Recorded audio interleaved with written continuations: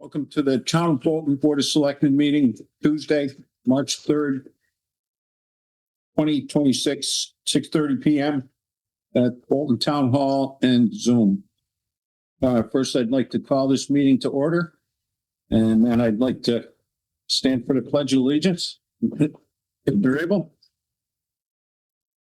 I pledge allegiance to the flag of the United States of America and to the republic for which it stands, one nation, under God, indivisible, with liberty and justice for all. Thank you, everybody. Now we'll move on to number 3. Is there any public comment? I don't see any here. Is there any online? I don't see any hands. Is there any public comment? Is there any public comment? Nope. We'll move on to update from Amplify. Hi, everybody. My name is Ashley Pereira. Slight correction there. I'm not from Amplify. That's okay. So Brittany Whiteley is a partner for the Bolton Prevention Council from Amplify, so unfortunately couldn't join us tonight. But really the request is regards to just giving a quick update on the Bolton Prevention Council. Just again, recognizing that our partnership with the town and the Board of Selectmen in general is a really critical component to that. And we also have some new board members. So I thought it might also just be helpful to give introduction to us if you're not familiar. And then also give some updates on recent developments and kind of where we're heading from here.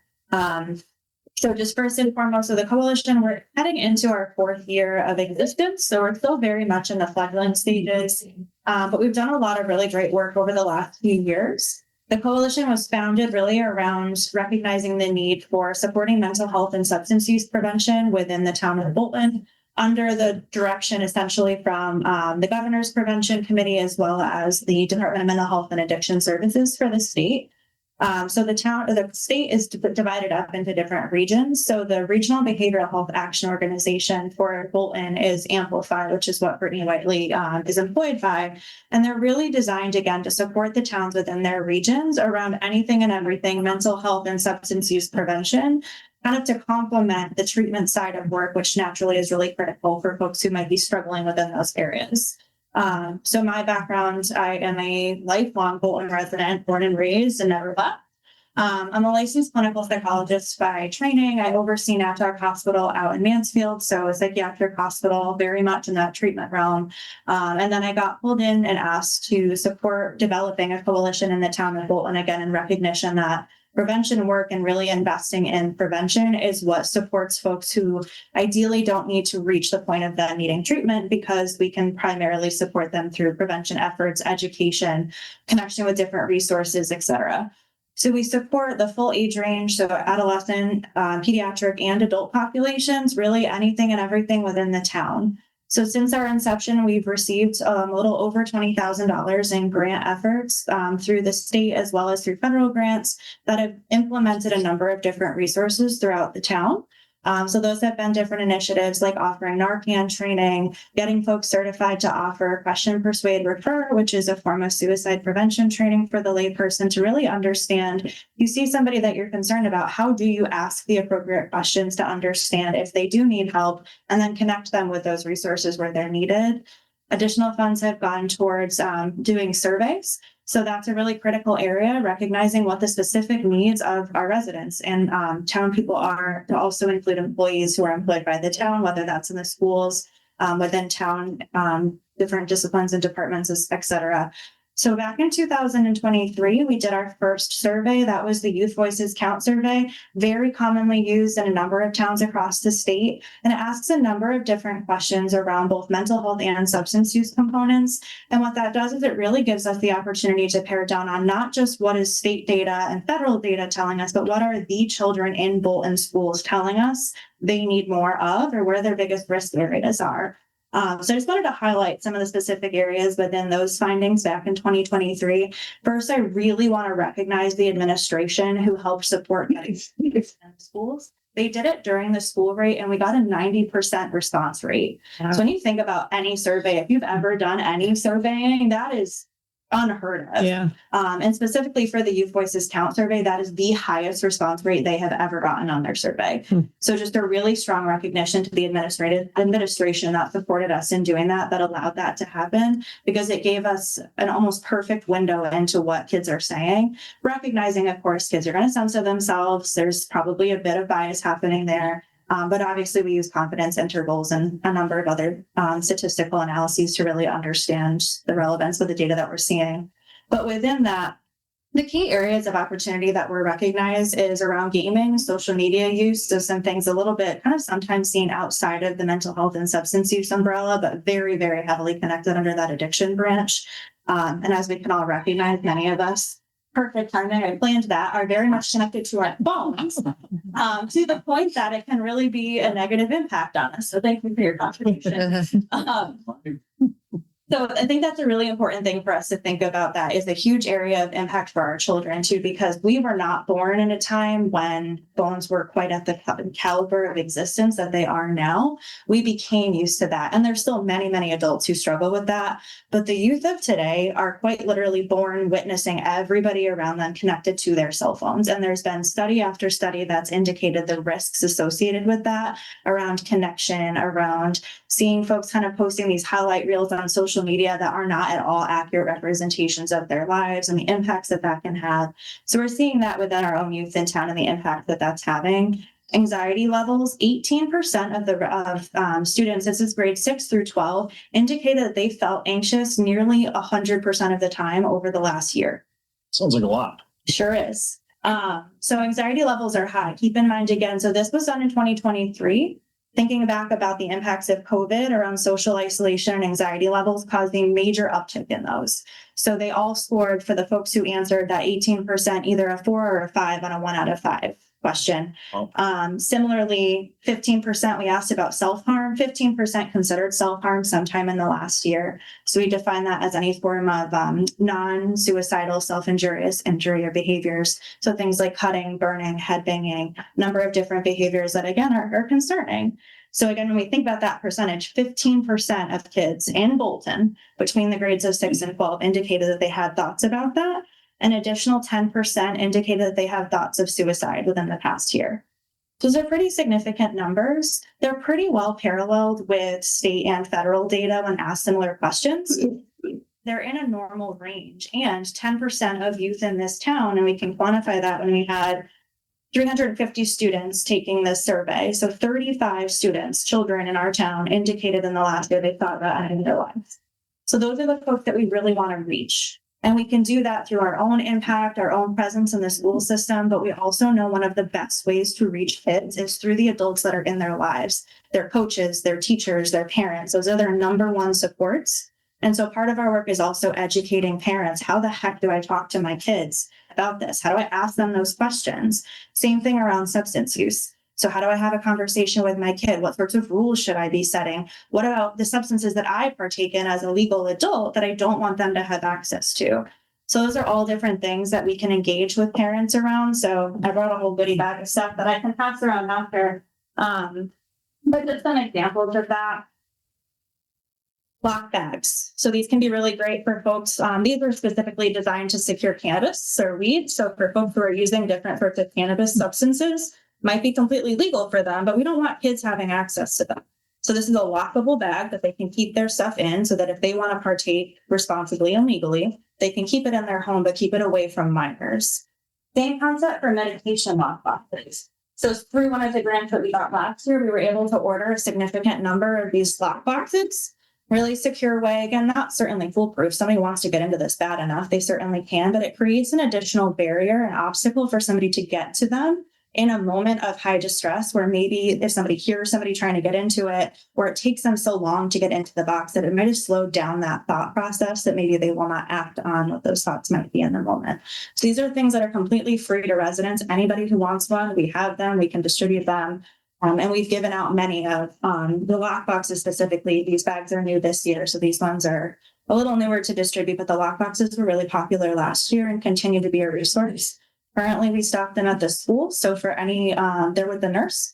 So for any child who maybe there is a concern about substance use, or again, I oversee a psychiatric hospital. We're discharging children back to school districts. We partner with schools around that work and we say, hey, nurse, just so you know, we're sending every child home with one of these lock boxes so their parent has access to that. The nurse received them. They check with the parents. Hey, did you guys get a lockbox? Yeah, but we could use another one. Here, you can have one. Immediately accessible through the grant work that we've been able to do. So those have been some really great tangible things that we've been able to offer to that. Just have a little spot on there. It says where you put your own little picture and it says, we love you. Yeah. So the ones that are usually stocked, this is just a sample one, but we stuff these with a number of different resources and we put one of the Prevention Council stickers on it that also has more information about it. So we can be a continuous resource, not just a one-time box access. So those are just a couple examples. And then this year, so literally, I think 4 weeks ago, maybe, I got the results back from the adult survey that we did. So same concept as the youth survey, but now really targeting adults. As you can recognize, getting adults to take surveys is even harder than kids who are in a classroom where they're being told to do it. So our response rate there wasn't quite as great. There's some different ways that we're hoping to problem solve around that for future surveys. So we got 115 responses on that. So we have some opportunities there to increase that number. But even still, the feedback is really strong there. So we surveyed parents for students in town, but also folks who don't have kids in town. Again, we're full age range, so it doesn't have to just be qualifiers through that. And the same thing, I wanted to just share some of the resources that are the data that came from that. So when we think about where the opportunities are there, again, 115 responses, the priorities that folks identified were around mental health and opioids. So for many of you, I'm hoping you've certainly heard of the opioid epidemic at this point and the amount of different efforts that have gone into really reducing the number of opiate deaths within the state of Connecticut through some of these initiatives. The coalition work that I'm doing with this group is very heavily linked to the opioid epidemic because that's really what started to drive a lot of effort into prevention efforts across the state, again, under the governor's direction to target some of those deaths and reduce those numbers. So mental health and opioids were the two biggest areas there, along with understanding youth mental health. And again, how do I talk to my kids around these things? Creating opportunities to do those trainings and really figure out different ways to target that for residents, as well as specifically for that pocket population of parents. The other pocket population we tend to do a lot of work with is first responders, just recognizing first responders tend to have a lot of high risks within these different areas due to vicarious trauma, for example. They see a lot, they hear a lot, they need support. Suicide prevention, and again, internet and social media safety are other big ones. A lot of adults super overwhelmed by social media, and our kids are always 20 steps ahead of us. So they need more support around that, which we're already starting to do in partnership with the PTA. I mentioned the lock boxes. The other component of that we put a question in there about is medication disposal boxes. So a lot of folks have heard of like drug take back days, for example. Those are one great method to do that. We're partnering with the state trooper again this year for the one that's scheduled in April. A lot of towns have also installed those disposal boxes in town available 24/7. So that's something that there's actually some funding available on the table to install. We have to work a little bit differently with that because we don't have a 24/7 staffed anything here in terms of like local resources like law enforcement or fire departments. But other towns have done that. And that's something that the residents have indicated might be helpful for them to have access to. And then lastly, our target population and focus for this year is also specifically around marijuana. Reason for that being that with the legalization of cannabis a couple of years ago, that sent this message to folks of, oh, it must be safe because now it's legal. And we know that there's a lot of complexity to that. So safe use is defined very differently for individual folks. And there's also going to be risk factors. Alcohol is legal. And that is one of the most addictive substances that we have in society. And yet we sell it anywhere and everywhere every day. So there's a lot of opportunity around education with that. So we identified that under one of the grants that we have this year as an area of focus is to specifically target education and resources around marijuana use to try to target some of that. Recognizing, again, certain survey questions even identified that kids are viewing marijuana risk as one of the lowest risk areas in terms of substances. So we know that they're not perceiving the risk of using versus for adults where, again, it's legal for them to use now, there's still risk. We manage things every day. There's marijuana-induced psychosis. It creates a risk for a number of other developmental factors in youth, their brain functioning, physical health conditions, et cetera. So just a few of the different areas that we're really focused on.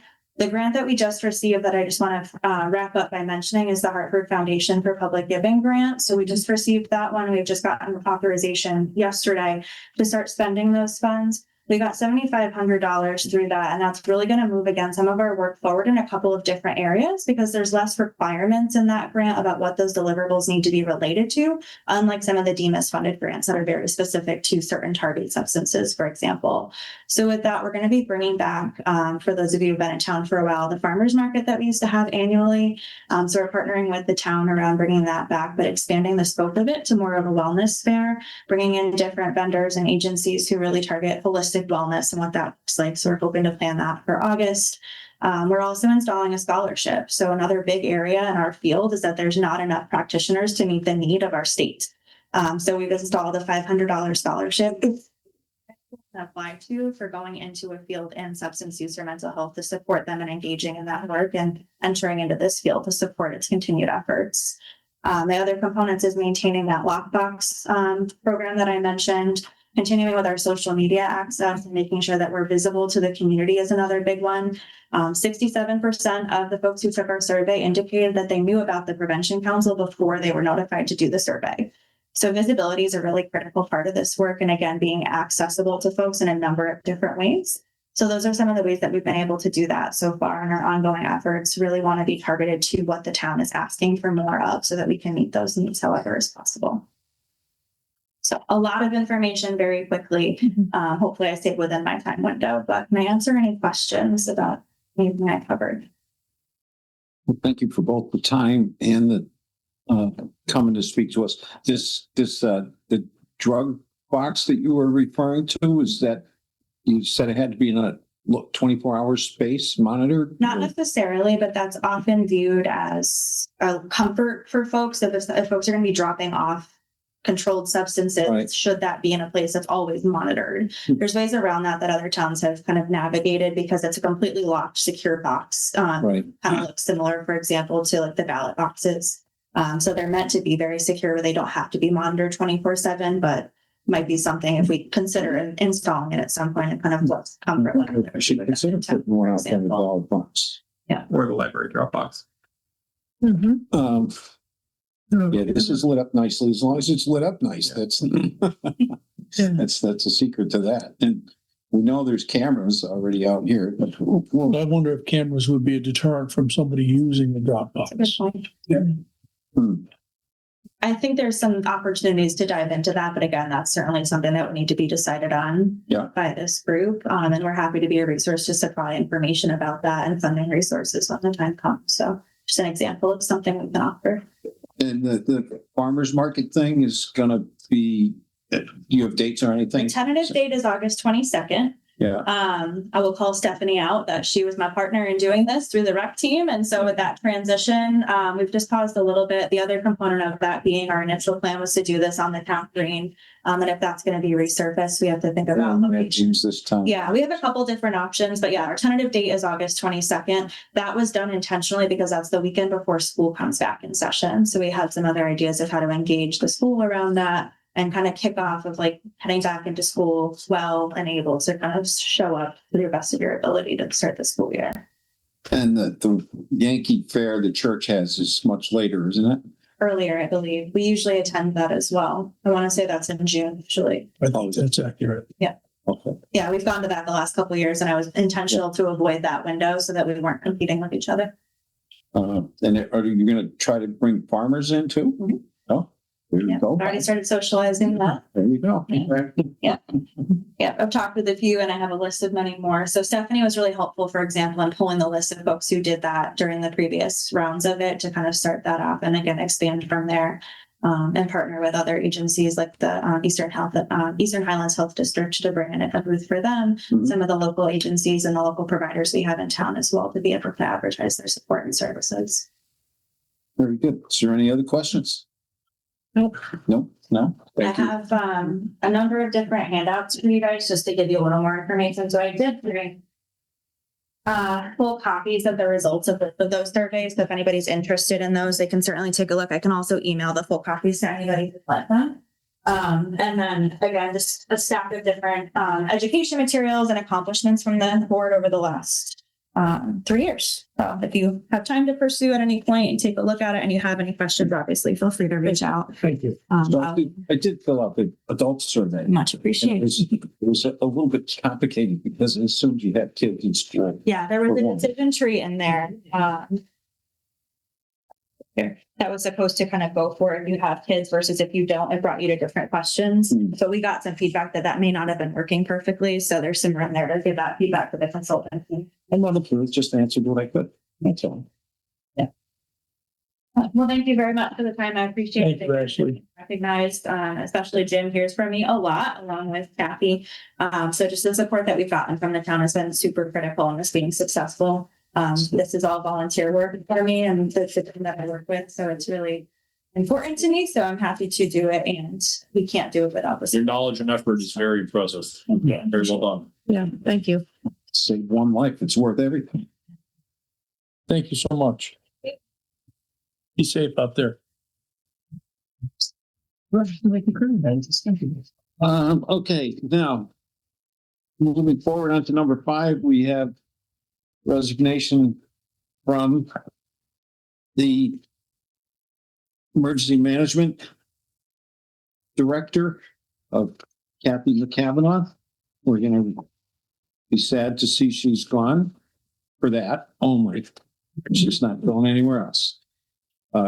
And we're in the market to find somebody. Is that true? We're working on it. The position actually gets paid, don't they? Yeah, it's a stipended position. And okay, now number 6, is there any comments on there? Yeah, I have one. Yeah. Go ahead. Well, who acts in that capacity while it is being filled? There won't be any emergencies. That's all.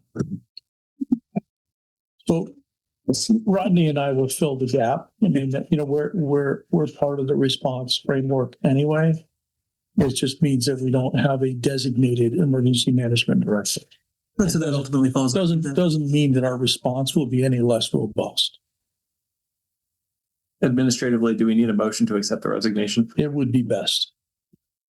I'll make a motion to accept the resignation of Kathy Kavanaugh as the Emergency Management Director.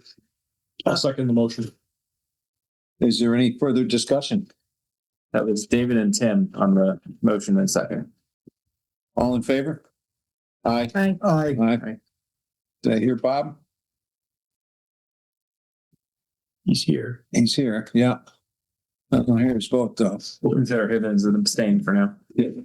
6 yes, and Bob's gonna abstain. Yeah. So now we're gonna move on to number 6, new business. The Veterans Commission Representative Bob Mora is gonna discuss veterans tax exemption. Go ahead, take it away, Bob. Well, okay, I'm back. Welcome. As I presented last month, the state of Connecticut 2 years ago had passed a bill which is under Section 241 Public Act, and which gave really dealt with fully disabled veterans, and particularly those who are not capable of working and providing anything.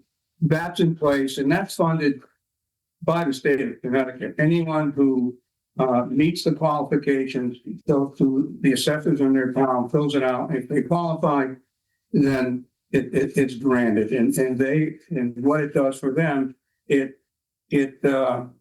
taxes on their residence is forgiven. That's it. Last year, they added on public act an addendum, 168, Act 168. And this was an act dealing with the surviving spouse of a soldier, be it he or she, who was killed in active duty. And it's similar. It allows, if the town accepts it, it allows the town to forgive the tax on the resident itself And also it would include, you could include the site as well. So you can go either way. Unfortunately, the state did not make this a universal amendment. It said each community would have to adapt it on their own. So that's why I mentioned here last time, and that's why we're here. It's impact fiscally on the town is minuscule. We're talking in effect, maybe the property taxes on one property. And yes, it would impact a family who lost their father, their husband, a couple of years back. And that's a loss of at least 50% of the income, besides the trauma of losing your spouse, your dad, and still have to survive. And a program like this goes a long way to help economically with these families. They have enough stress to deal with. For this to be put in place, it truly is a godsend for them. And we do have a family in town that would be positively impacted, and I know it would be a real help for them to be able to remain in the community and function. And it's not, quite frankly, it's not just about one family. It is the right thing to do. I don't understand, if I may, why the state of Connecticut simply didn't make this blanket across every community. It impacts literally a handful of people. Fiscally, as far as the community, be it a city, a town, it's a minuscule amount.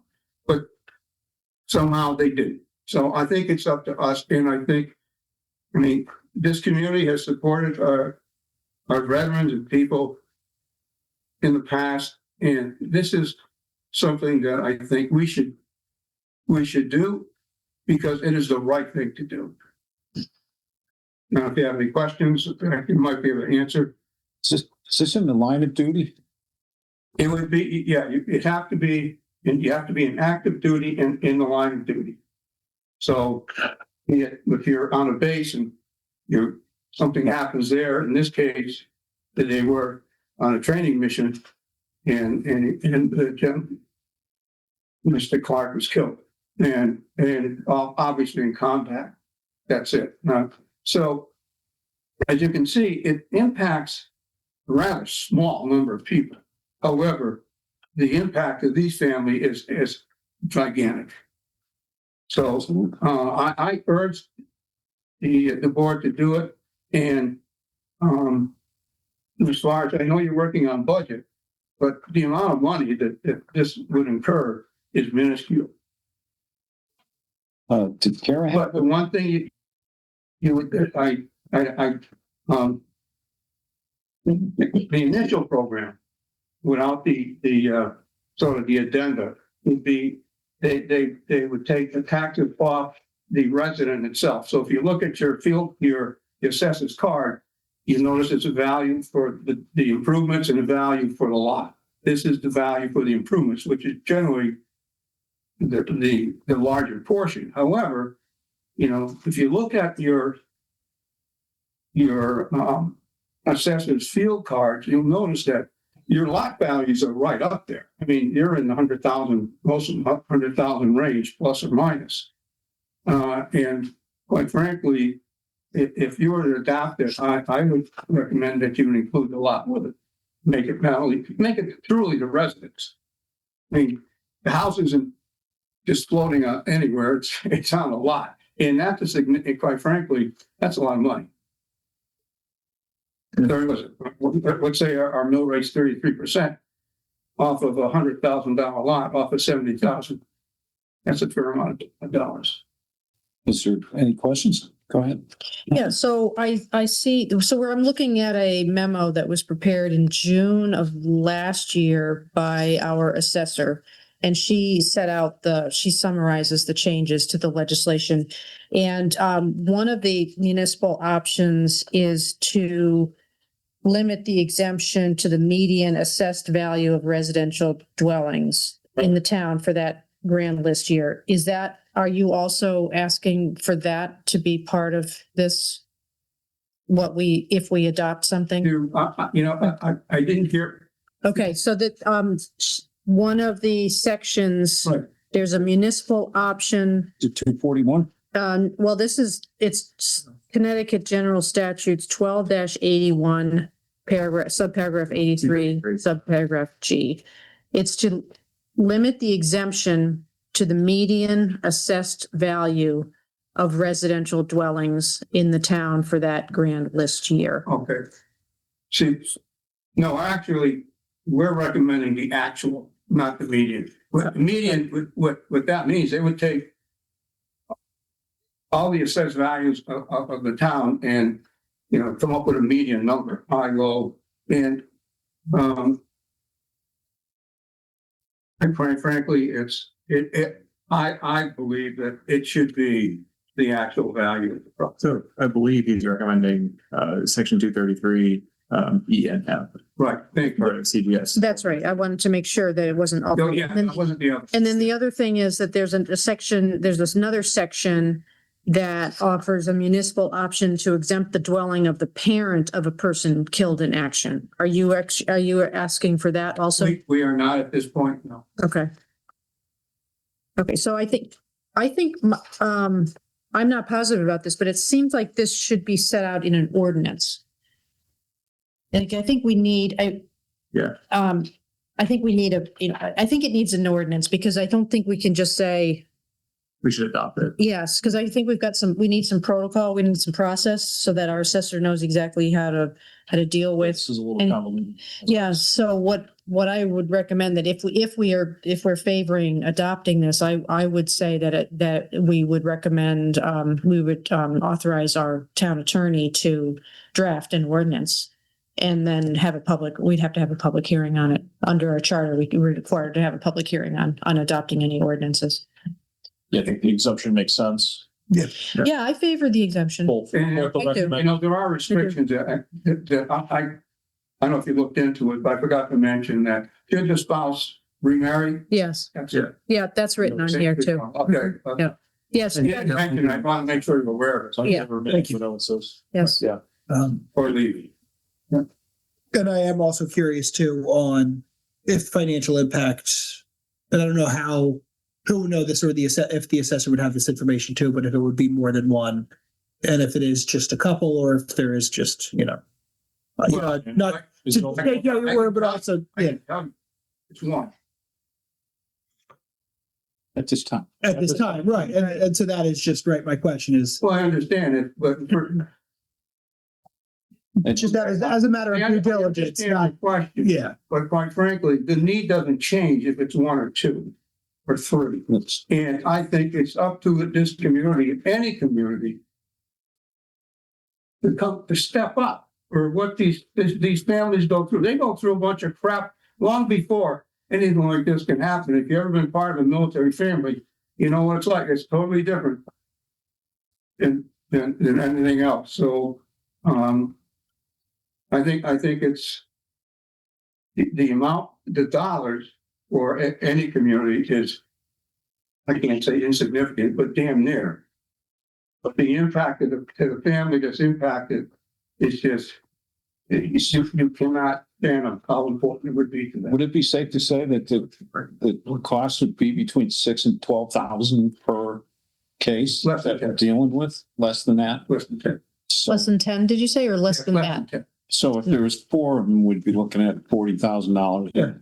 No, and I don't think that's compelling one way, Well, I don't even get so passionate, but it's. No, and I appreciate it. And I really think it is a valued, Well, initiative too, but there's a matter of due diligence to say, not everybody out there would understand this part. So it's good to just give them a number to think about. Yeah. We're not just handing Willie money, just handing it out. So, and I think it's a good idea myself. Any further comments? anything from you, Bob? No, You're good? Yes. Any comments? I'm good. So I guess we need a motion to, So just to clarify before we do try this wording, it would be a motion to make a recommendation to the town or a motion for the town of Bolton to Authorize the town attorney? What's the wording for making an ordinance? Creating an Well, ordinance? it would Writing be an ordinance? a draft Draft an ordinance? draft an ordinance for our review. So Do you have make to it- use the specific numbers of the bill, or can we just describe it? We would provide the information to the town attorney for his use in the drafting of the ordinance. So I mean, during the motion that. Well, yeah, David's gonna make- because he's saying we only want to include E and F, Yeah. not G, as part of section Right. 233 under the I would put House that bill. in. So Yeah. All right, well, good luck. or do we, Thank you, David. do we even need a motion until we get the draft? Do we need a motion to authorize our attorney to draft, No. the town attorney to draft an ordinance? You don't think we do? No, I don't. Great. okay, great. I guess that, And I'd be more than willing to help anywhere I The can. bus went that way. It slid off the ice. You're off from underneath the bus. Yes. Good idea. Yes, rough use. Okay. Thank you, Bob. Well, thank you, Yeah, and thank thank you you. for your time. I appreciate it. And the card to see. and You know, report back to the committee. Motion forward. Because I was doing like you were. thank you very much, Bob. Hi, this is the recording clerk. I just want to clarify, is there an official motion on the floor? No, No. No. Okay. So it was just a discussion. But That's right. we are asking the town attorney to draft an ordinance for our review. Perfect. Thank you. So B is to consider and possibly act on changes. Well, that's what we you're did. down to B. Yeah, and we're gonna skip that. So C, we would need to have B complete before we can do C. Right. There we go. Right. Okay, so number 6D, discuss referenda locations and consider and possibly act on recommendations for register of voters on referred referenda dates and time changes. So the, Do you want to give Mr. Lally a time limit? Yeah. Also got, we got Sandy here too. So they're requesting that the time be changed from the standard 6 to 8 that's been standard practice in town for many years, as far as I know, to 12 to 8. And the dates, of course, as shown on the handouts that we have. And we also have a correspondence from Lori Bushnell, our tax collector, who had wanted certain dates in order to get the tax bills out on time. So Ross, would you like to plead your case? Sandra's got her hand up. Sandy? Yes. Sandra go first. Sandra? Yep. Hi there, thanks. I want to point out, first of all, that the town of Bolton has an existing ordinance on the books since that was effective July 14th in the year 2000. And the ordinance says hours of votings at election and referendums. And section 2 says, whenever the town conducts a referendum on a day other than a state or town elections, the polls shall be open from 12 noon to 8 p.m. By resolution, the Board of Selectmen may extend the hours during which the polls remain open, provided that they shall not be opened earlier than 6 a.m.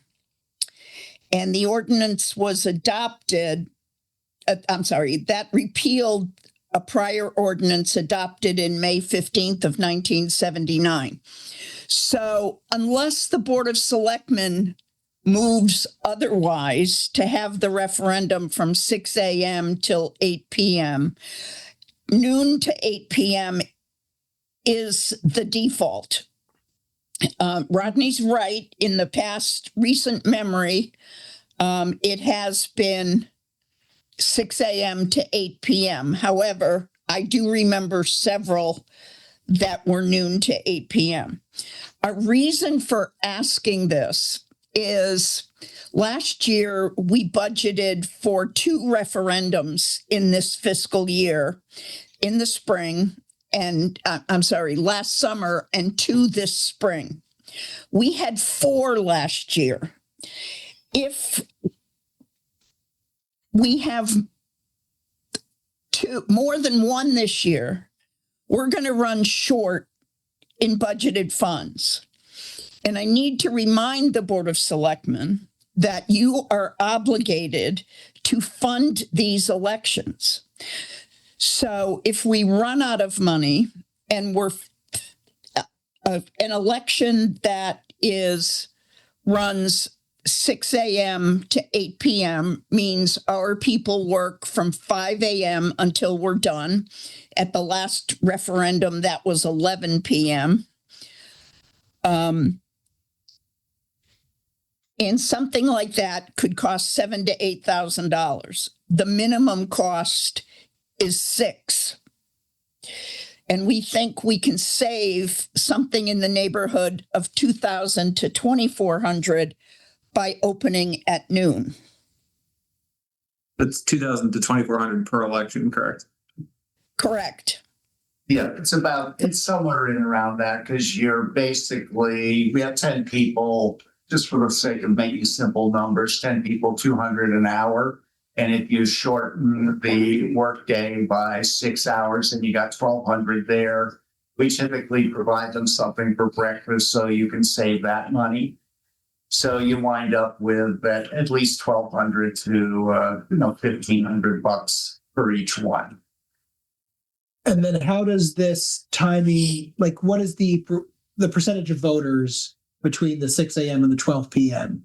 The bulk of them come in the afternoon. We get some in the morning very early, and then it sort of slows down. And then the majority of them come after lunch, especially towards after school gets out. The informal vote counts on the public pages always seem to be like 100 or 200, maybe before 2 p.m. And then it zooms up. I recall the last election I looked at and watched was about a third of the votes came in before noontime. Okay. It was 600, I think, The majority. to 18. Okay, I was asking you to find the majority, but that's No, that's the other reason for suggesting it, because that's when the majority of people are available, who do come in to vote.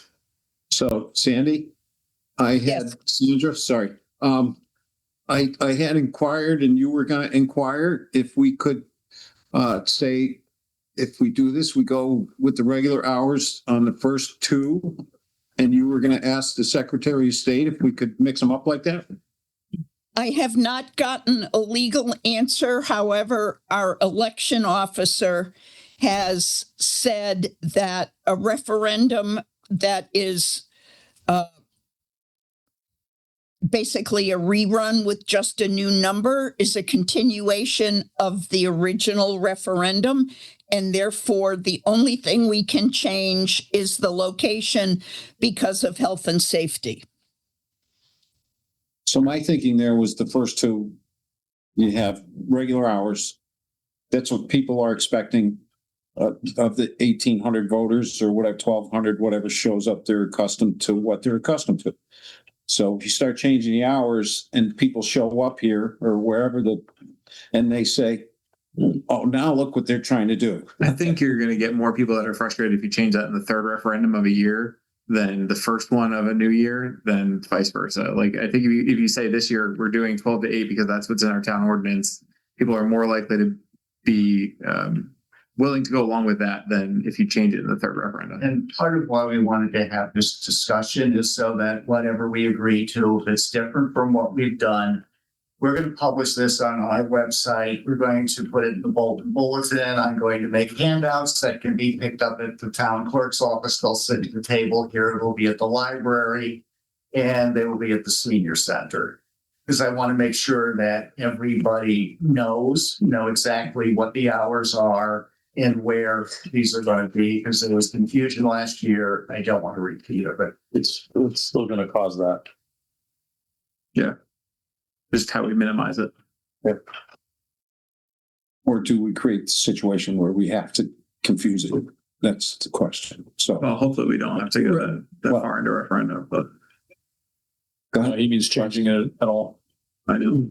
Oh, Yeah, and I think that's, it's in a sense, it's a chicken or an egg, because one of the reasons we're having the referendum is the costing too. And if there's a way that we are able to communicate some degree of cost cognizance. Nobody's gonna notice $2,000 in the budget. You know what I'm saying? It's No, I mean, it's fact or appearance. right. It's not 2,000, Rodney. If we do 6, it's about 12,000. We're not doing 6.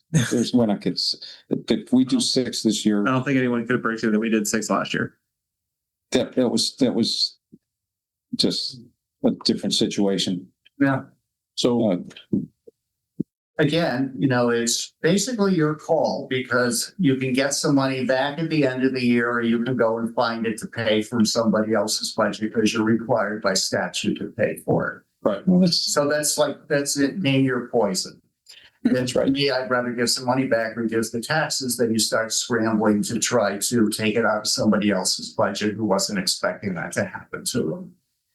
But, your call with that, I'm just, saying, Sandy, I don't know what Sandra, I don't know what you think. Human nature, man, people have a tough time with expectations. When they have an expectation and it's not met, it's just, human beings.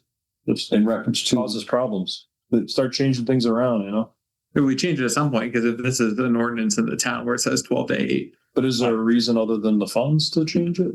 Is it fatigue or? You mean Because now or back then? $12,000 in the budget is worth it to me to keep things consistent. If there's another reason, then maybe we should consider it. Well, I will say that when you're doing, last year was a unique thing where we had 6 votes for the budget. Yeah. But I could see the fatigue on the faces of the individuals who were working the polls, to try to do it every 2 weeks. And, there's only a limited number of people that, I know we pay them, but it's a lot of work for the amount that we pay them. Which is also why we wanted to move it in June over to the Commons area at the end of the school year, move it to the Commons, because the main issue is the church is convenient from a number of perspectives. They're rival hall, but it's not air conditioned, and it was regularly over 90 degrees in there, and that's not a good thing for anybody, particularly people who are in their 60s, 70s. And you put them in there for 12 hours or more. So we solved that problem or?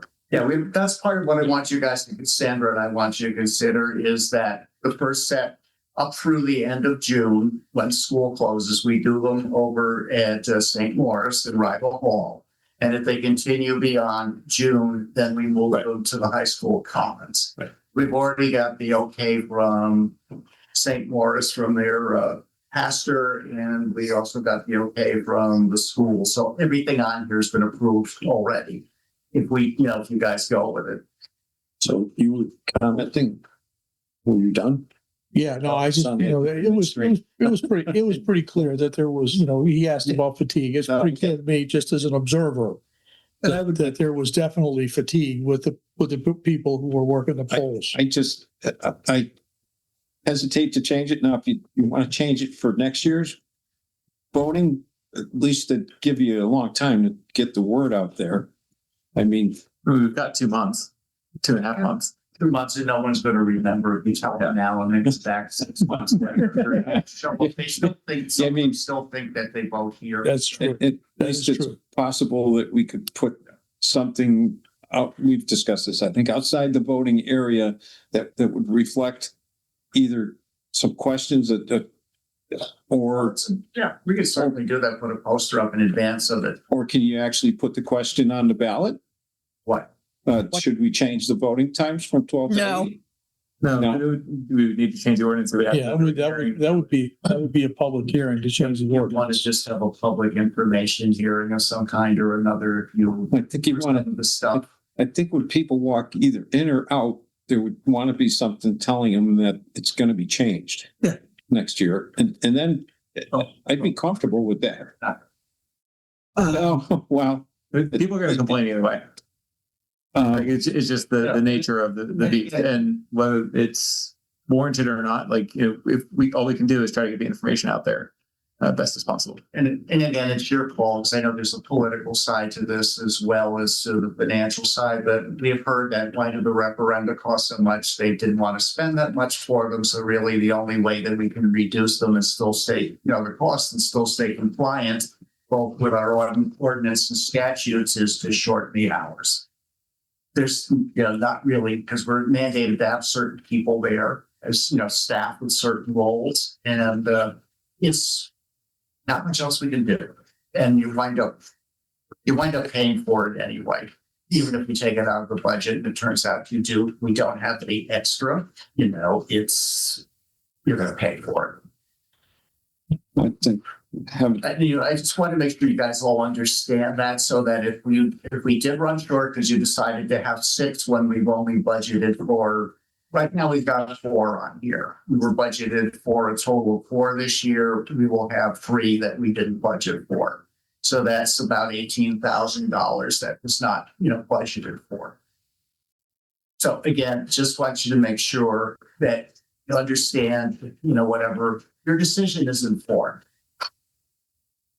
And not surprised if we tell you, what, we ran out, you gotta pay. let me see how this is written. And one other thing, I think Lori wanted to try to get in even another one. She wanted to see if we can get in 4 or 5. She wanted to get in. She came to a finance committee meeting, I believe it was, Right. and she wanted to get in 4. So we have the letter here. Yeah. Trying to get in 4. The first one would have to be May 5th if we were to do 4 before July 1st, so that she could get the bills out. Yeah. The last one being June 16th, so that she could write the bills by June. And just to answer that more specifically, I went and took the latest budget calendar that Jill put together and did what I could to back it up 2 weeks. Yeah. And after we have a week off for school, one of the public hearings we scheduled would fall during that, and I don't want to schedule a public hearing during a vacation when people are away. So to get this done, the finance committee would have to adopt the budget on March 26th in order for our first public hearing to happen on April 7th, because you have to file the budget with the town clerk 5 days before the public hearing. So after we deliberate on the 26th, Jill's going to have to put in the changes, and then it's got to get to the town clerk in time to be filed and be compliant. So I don't know that we could do it, because the Board of Ed and the Board of Selectmen present their budgets for the first time on the 19th this month. So we would have to decide at either that meeting or a week later that this is what we're going to submit. And again, with the future dates, we haven't worked through them with the finance committee, so I don't know, what people's availability are, because everybody went through this and agreed to availabilities and such. And I would want to run any changes by the town clerk and by the CFO just to make sure we didn't miss anything, because we got a public hearing date off by a day on this thing previously, so that's been corrected. So we have 2 issues going on here. One is the locations, which my understanding is the Board of Selectmen have no say in it. We could maybe recommend to them if we all don't like what they're doing with where they're moving them.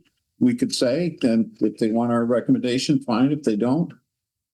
So I don't know if anybody has any. It's not that we judge by statute with towns that have more than one district. It's left up to the registrar. It's delegated to the registrars to decide. If we only had one district, you guys as the governing body of the town would be able to decide, but then you have to make sure it was compliant with all the. So does anybody have any? I think our voters should have the say in where it goes, because they're the ones working the day. We're not the ones spending their just 8 to 12 hours. Want to give everybody the opportunity to say yes or no. So I agree with this. Logical people. So that's not a They're question. logical people. That's not on the table. So there's only the two locations, or well, excluding for the referendum, only two locations. St. Maurice and then the school commons. Yeah, that's for the referendum. Those are the two locations. And then early voting is going to be in the registrar's office as usual. And we have to go actually in the backup location, and that would be room A over at near the senior center.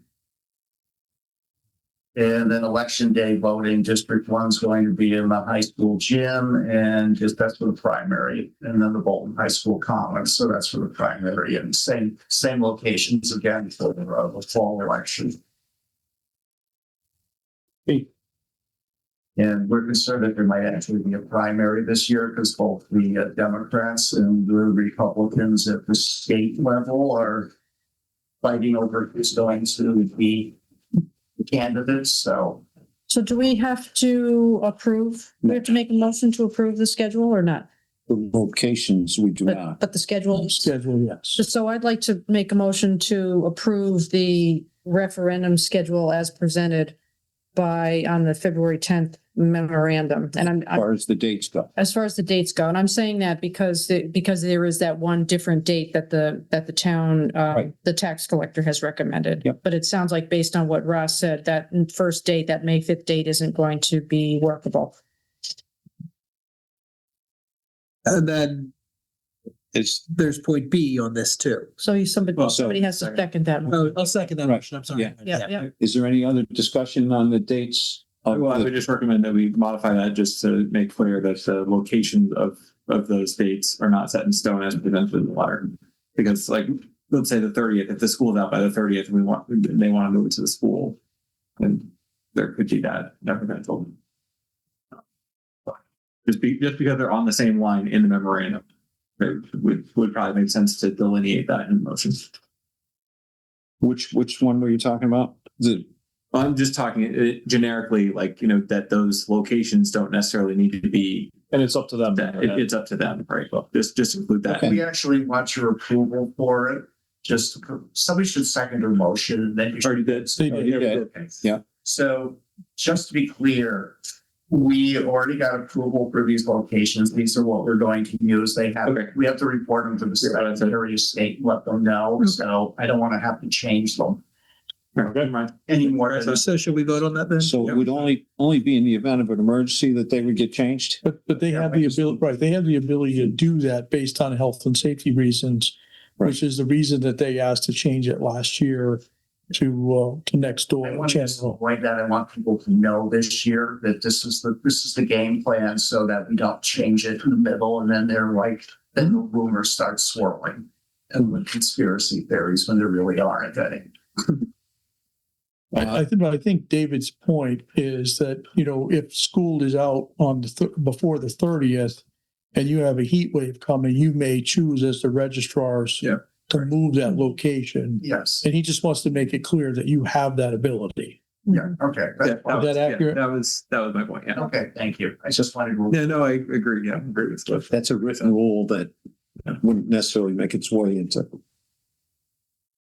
Or that's an emergency change. Would that have to be an emergency change at that point?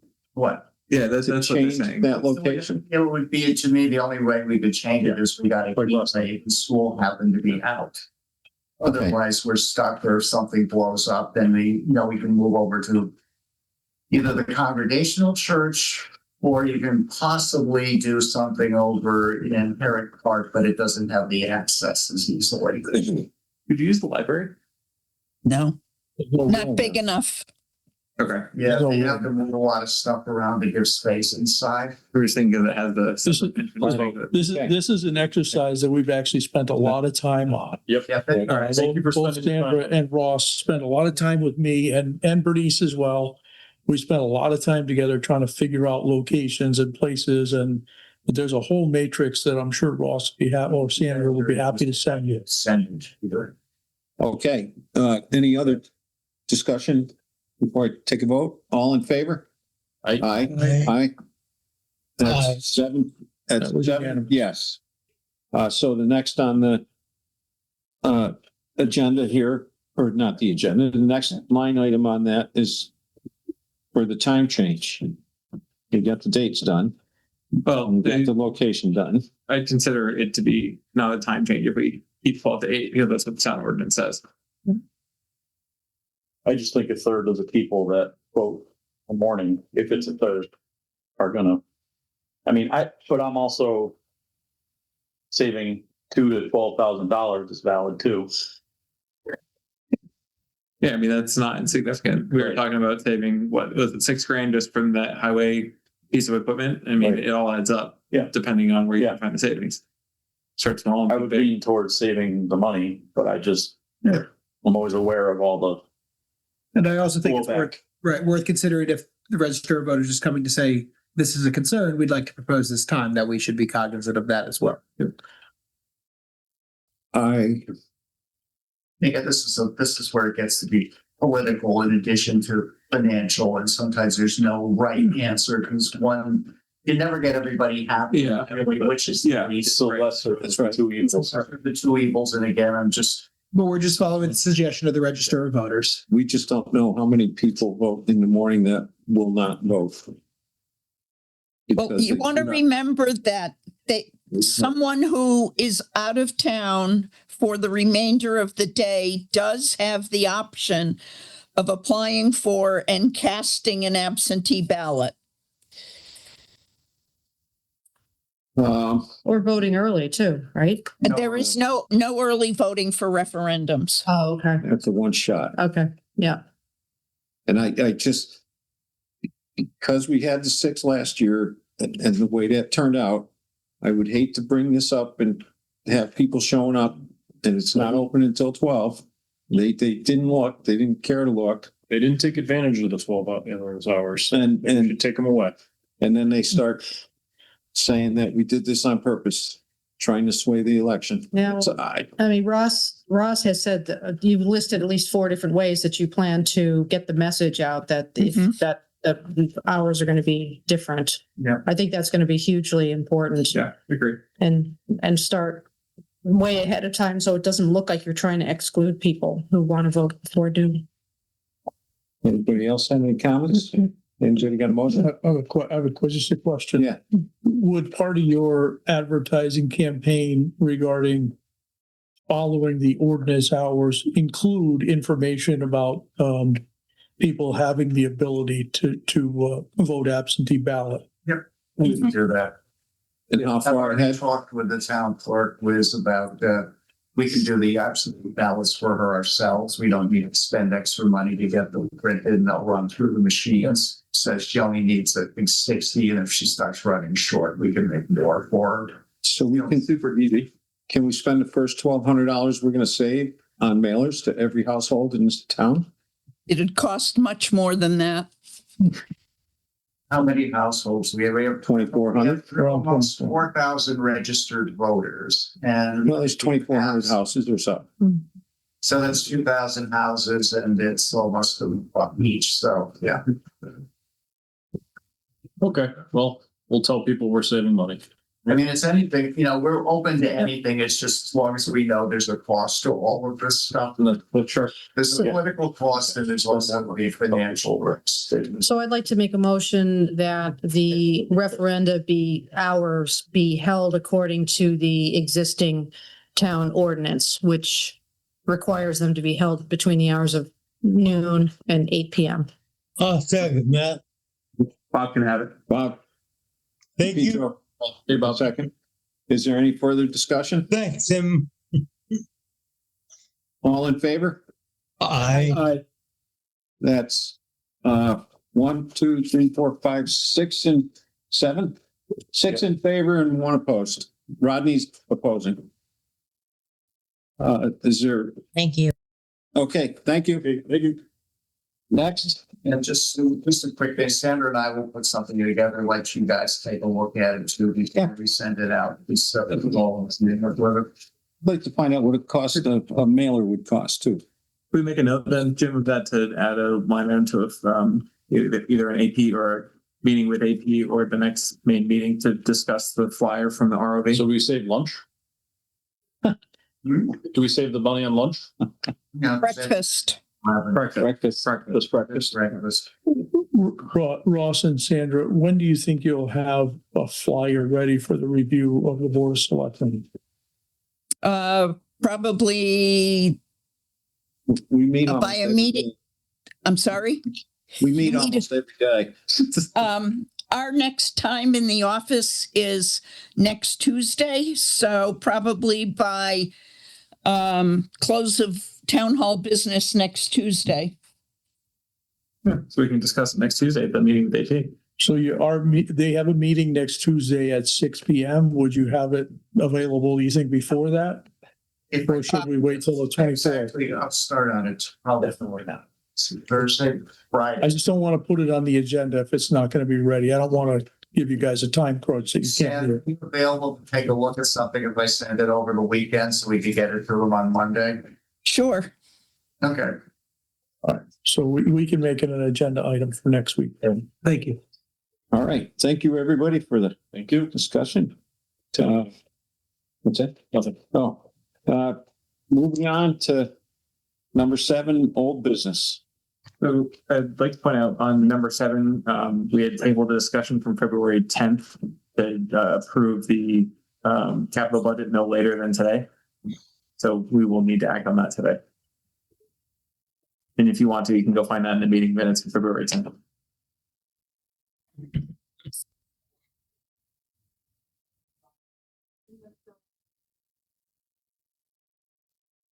Okay, so you're just saying that tonight, you've got to do it tonight. Well, just the capital budget. Well, it would be my hope that we could, spend as much time as we need to spend and get this done because, I don't disagree. I just want to point it out. yeah, we also have a responsibility to turn this budget over to the finance committee before the 15th. Thank you, David. Sorry, no, that was abrupt. I'd been looking through the minutes on February 10th and that popped up for no reason. Yep. Nobody's waiting for anything here. Would be fun to start.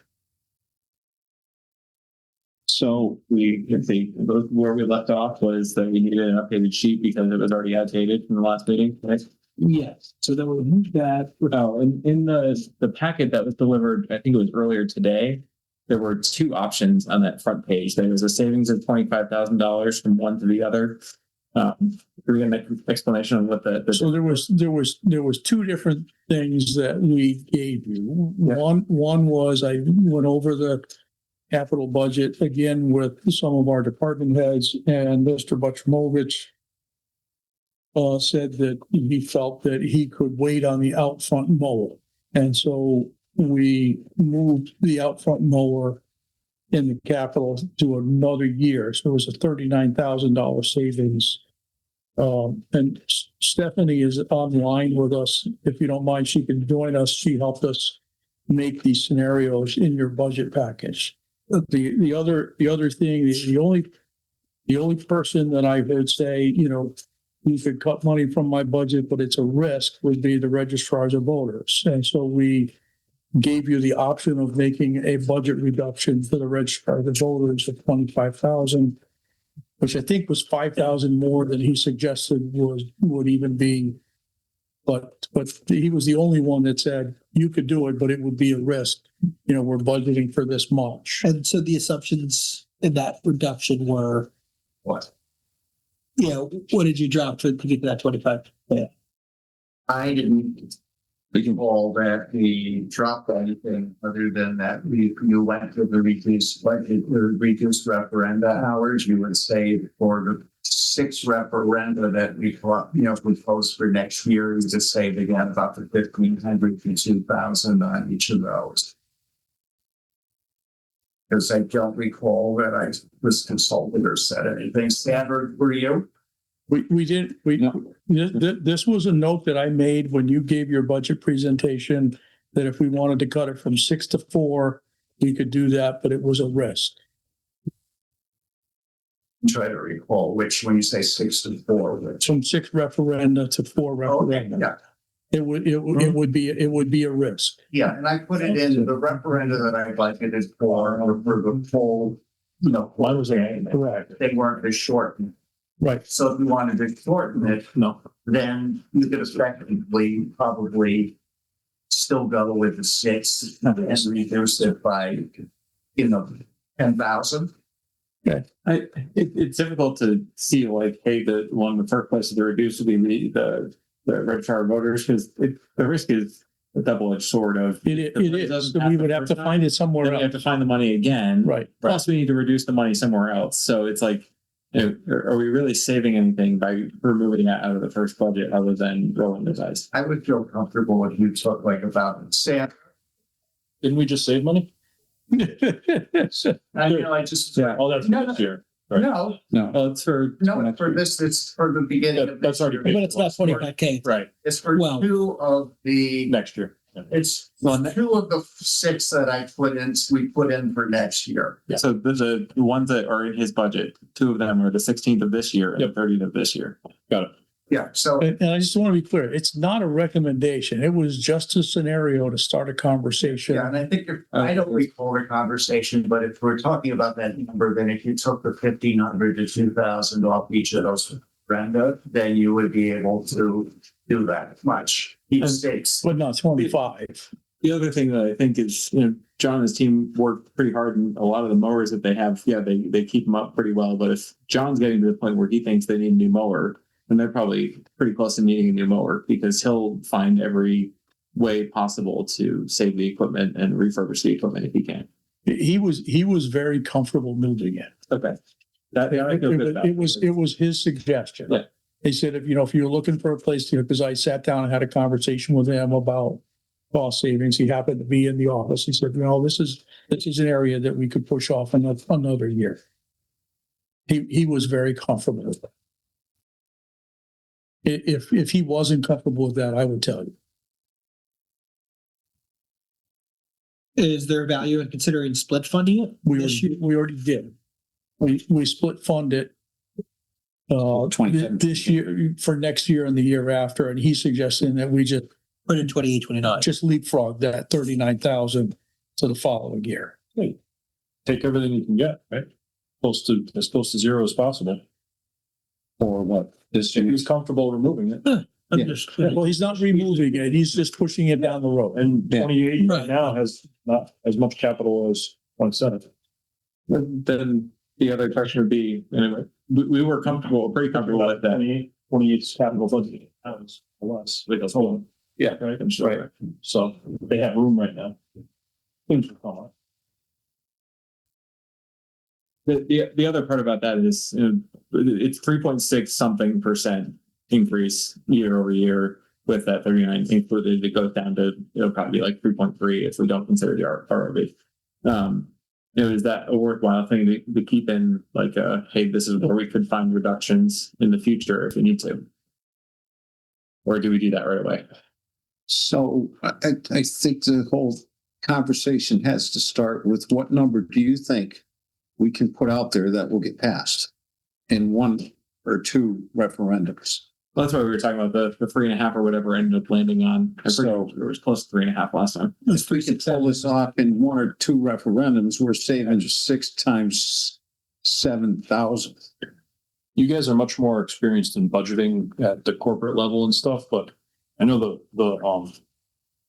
the sentiment from people is they don't like that when you hold stuff because you're gonna take it out later. Like, why don't we just say we did the best we can now? And But then if they don't pass it, you gotta. I hear you. Yeah. I hear you, but we're talking about leaving it in to take it out later. And as much That's exactly what people don't like. as much of a joke it I is that appreciate that sentiment. I think Yeah. that's the kind of conversation. It might be stupid, Yeah. but it's the reality. I agree, Tim. And this is a very lean budget. Yeah, But we should be proud of this budget. I might just put in my finance Yeah, committee hat exactly. for a second. Please. It's also what we've also told the voters, and the last group was more aware of it, was that as we get closer to the end of the fiscal year, we know more what's left over and what's safe for us to give back. So some of it is really with being cautious up front so that, we can give back as opposed to, the oops, Yeah. Now we got to ask for more. Absolutely. Bump the numbers up again because we just found out the insurance is more than we had planned for or something like that. We kept the high side of the insurance Yeah. at 15%. Where's the Board of Ed sit right now? 5.17%. Yeah, 517. So, 7. so the problem is going to be if the budget does fit and the Board of Ed still has not given up anything yet, and we've stripped ours down, which is stripped down. really, but It is what it is. that I mean, yeah, leaves, it's a reading budget. that leaves the finance committee to have sympathy on us, I Well, guess. We could have sympathy up to, let's say that you went in with a 0 increase and the voters were still not happy. We could cut the school budget down to slightly above where it was last year, the approved budget, and then Right. anything additional comes out of the selectmen. Right. Because So the school budget by statute can't be reduced below the previous year's adopted budget, even unless there's some, changes in the students. we got a double-edged sword. Plus, no. It's a different conversation with them because they have a different perception of what told us through David too, is that they have to struggle to make sure they spend what they did last year and then they can add somewhere. The selectmen have a different way, they don't have that. And we could cut, finance committee could cut the selectmen's budget we have that we chose, but the schools is going to pretty much stay where it is. I assume by David there you mean Kurt, so. Yes, they are for us, so. I just want to make sure I wasn't missing a conversation. Now, I have some specific questions about the budget because I looked through it after last week. So could I just get those Yes, questions out of please. the way? Please, Okay, so sure you're direct. Or they're pretty direct, I think. kind of waffly. So the first one is under the administration budget. I noted in the notes. On the notes, the first note at the bottom, modified payroll for first selectman's new salary effective 7/1/2026. I think what the motion was 7/21/26, or it wasn't it the earlier of July 1 or the passage of the budget? But So- the dollar value, based on your motion, the dollar value doesn't change. Whether it's adopted on that date or at the Okay. passage. But I just don't think that if this is incorrect, we don't want somebody looking at this and saying the salary takes effect on July 1, even if we don't pass a budget until August. Because it's passage of the budget, right? So it's not an hourly thing. It's just a payroll. They just give it to you regardless of, so But my point is regardless of what day it takes effect. Yeah. It goes into the budget as of that date. And the encumbrance is paid as of 7/1, Right. whether it's expended. That doesn't Yeah. change. Okay, It's just when he starts collecting it. okay. Does that make sense? Yes. Okay, also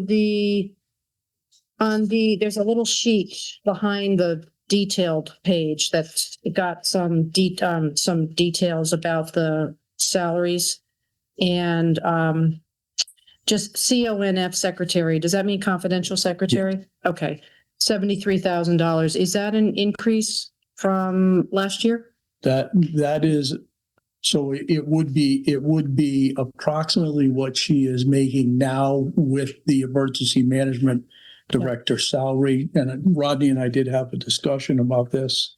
It is approximately equal to an administrative assistant, I believe 1 or 2 in the union. So she's actually currently paid less as a confidential secretary than a position of equal or less responsibility in the union. Okay, so, all right, so let's back up to, my question is this $73,000 an increase in salary, in her salary?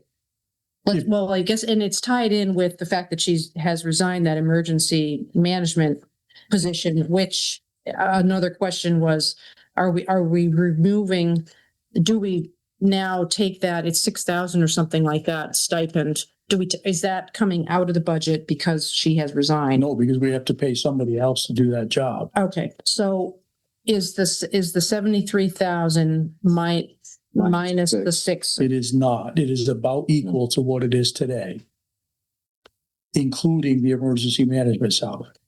So is it an increase in, let's just say, let's take out the emergency management salary. Is her base pay, is that an increase over the, It would be an increase over her base pay. and what's that percentage? roughly? It's around $6,000. So her base pay is going up by about $6,000. Only if you approve it. So Okay. you have to, so you would still have to approve this at a later date. You get a schedule of salary increases and we discuss them every year that you vote on. When are we going to get that? When are we going to get those salary, that breakdown? You won't get that until usually it's in May or June. It's usually in June. Okay. Before. So we'll be able to see a breakdown of all the salaries that go into the administrative So the budget. money will be in the budget if we approve it. At that point. Okay. Is that right, John? That's I guess I'm just Correct. looking, but in the new budget. I would like to know if people are getting raises if people are getting raises. I'd like to know that. And I think that we should have, Nobody gets a raise until you, as the Board of Selectmen, vote on it and approve it. For people that are in the union, you have already voted on those and approved them. I get that. So if we vote on this administration budget, we are approving a $6,000 increase you're for not. the company. No, you're not. No? You're approving a budget number. So when we do discuss it, if we do approve it, the money will be in the budget for it. Okay, so it's possible at some point in the future that we decide no. on that. That's accurate. Okay, all right, I get it. Okay, and I think, We're just funding it. okay. And I guess that comment then ties in with the other issue that I have harped on before, which is that there are a number of department heads in this budget who are requesting increases, and we haven't seen their reviews yet. And I know I brought it up before.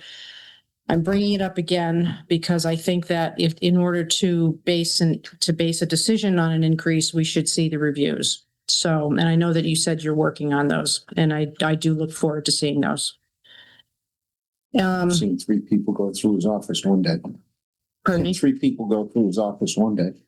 What do you mean? So what is that? Supervisor. He witnessed those reviews happen. Oh, okay, good, great. So they should be forthcoming pretty soon then? Well, there's an awful lot going on in there right now. Okay, I know, but and we didn't see them last year either. So, that's why I just want to make sure that we as a selectmen board are running the town. We should be running it the way it's set out in the charter. And then I have a question about in the highway department. I noticed that the road sweeping was only 5,000 in there, and I know that before we talked about how expensive it is. It's like up to 12,000 or so. And is it only 5,000 because it's being paid for with the NIP money? It is. Okay. And do you foresee that NIP money as coming in on a pretty regular basis, year after year? Well, we don't know if or when that will end. I know that there's been some discussion about it ending. We currently have enough right now to pay for this spring's sweeping. In addition to the 5,000 that's Yes. in there. Okay. And then also in the highway department, I know that when one of the members resigned recently, he was really highly skilled at doing a lot of repairs to the equipment. So I'm just wondering if there needs to be more in the maintenance and repairs line item, because now that we don't have him. I don't know if the new person is going to have the same skill Might set. actually switch to more capital because we can't repair them. Right. Have to buy new Right. and repair. We're going to be moving some money within the highway department to cover for repairs that we're sending out. Oh, okay. We're currently working with the union to make some realignments in job descriptions. And once that's done, we will be looking for somebody to fill that vacant role. And our hope is that we can get somebody that's at least as skilled mechanically as the one who just resigned. So you don't So think that you I would need think- to bump up that line item? I think we're okay, and there is, I think, enough money in the highway budget. If we had to move some monies within the budget to cover a little bit more, we could. Okay. All right, those are all the questions I had. Thank you. Bryce? Sure. Some questions? While we're on highway, looking at the budget that we had reviewed, there's like a $4,000 change. And it looks like it was an increase in OT and in supplies lines. Yep. I'm gonna take a leap that OT is built in because of increased inclement weather, or? So, I mean, he presented that budget with some numbers, and we had a lengthy conversation about it and actually made some decisions at that point to make some changes, and those changes were made, and the sheet was updated to reflect the discussion that we had with AJ at the time he came and presented his budget. Okay. There's nothing new been added there.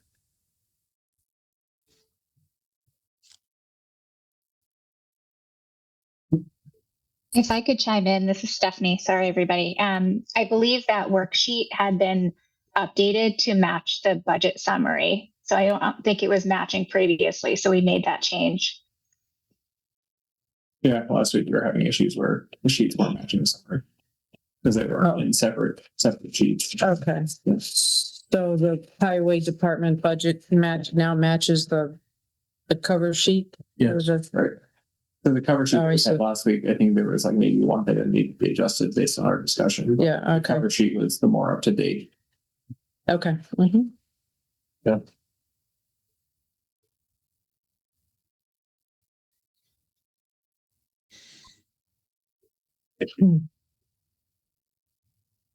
Is that it? No additional questions for me. Wow. Well, on that same highway, he said that we had talked with AJ, specifically for equipment, that there's third from the bottom, to try to reduce that 12,000 just based on potentially finding used. So, I think if we could continue to push that as like a, hey, there's equipment out there that's basically pre-loved, but still in really good shape. The town can save some funds on the piece of equipment they don't use. Well, they would use, but wouldn't use all the time. Maybe that would be a potential cost savings.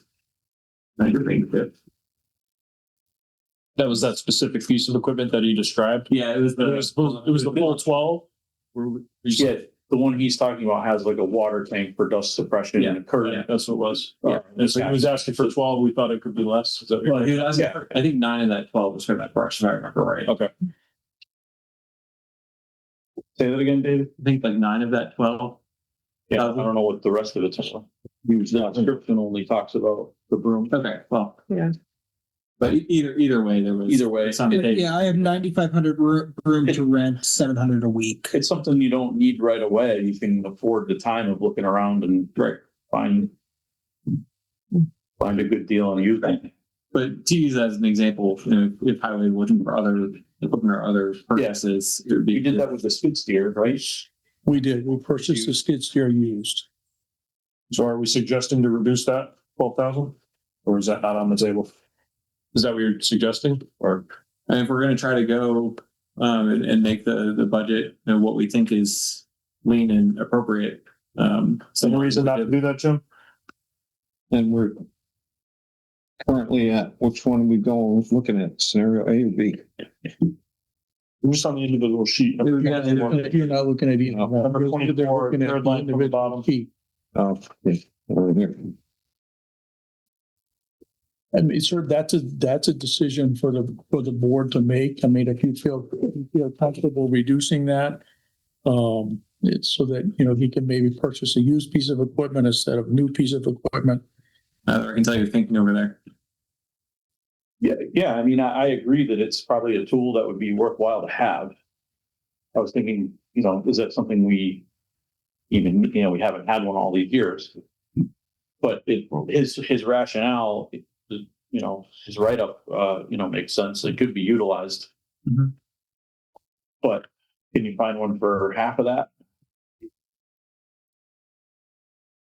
He does have other items listed below it in equipment, 57,300, heavy equipment attachments, chainsaws, tools, etc., including the hopper broom for our skid steer. So it was, Yeah, so there are other miscellaneous items. Bryce had a number written down. It was what you said. 9,500 9,500 for broom skid steer. Yeah. is what he said during the conversation. Yeah.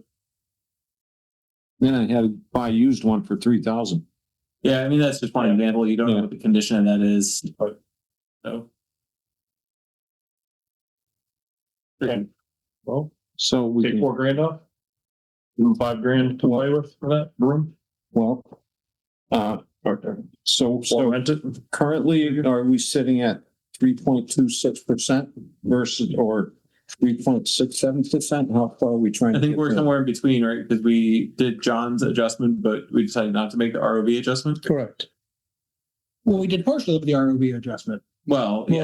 Well, So we're not quite down to 3.2, but we're not all the way up at 3.6. So where do we want to be? What are we trying to get? What's the recommendation? Is that was I think the ideal would be to have the budget in a place where we think it's a realistic budget for the town, regardless of what that number is. Which we none know what it is until we know how much income we get. So it's kind of a balancing thing. This is our budget. Last year we were at, what did we end up at? 1 point? It was under 2, I think. There was one some percentage increase, but by we were squished down to that. Yeah. So do we wait for the squish number?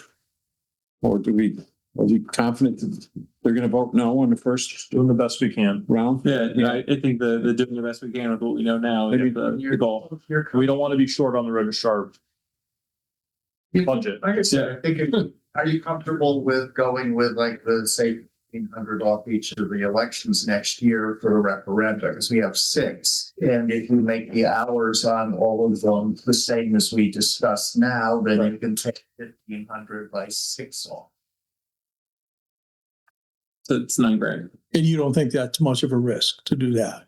No, as long as you leave 6 in there, but they're a reduced amount, or you go with. I can take out 1.5, but that doesn't. I think it's a reasonable risk. Take 9 out of the registrar Conservative guy.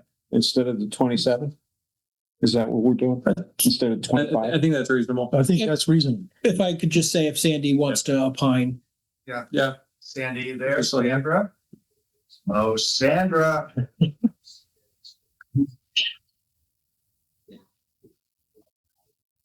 That needs if she's talking. While we're waiting for Sandy, that brings us to a 3.43% increase. Thank you. That's what we wanted to hear.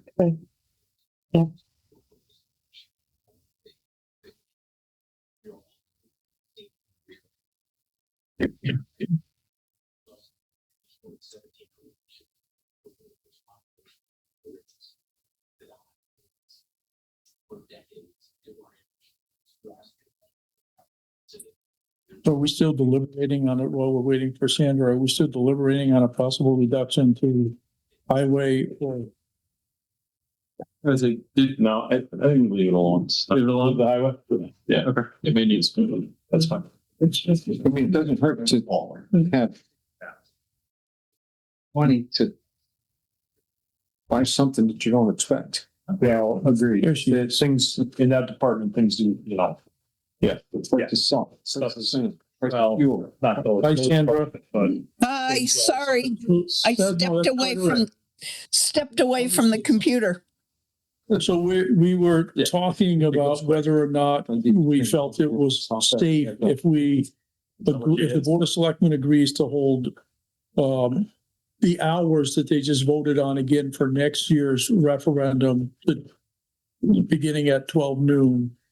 Would it be acceptable? You think the risk is acceptable to reduce each of those referenda by $1,500? Because you budgeted currently for the full amount at the full hours. And it would just be for the 6 referendums that they Sandra. That's okay.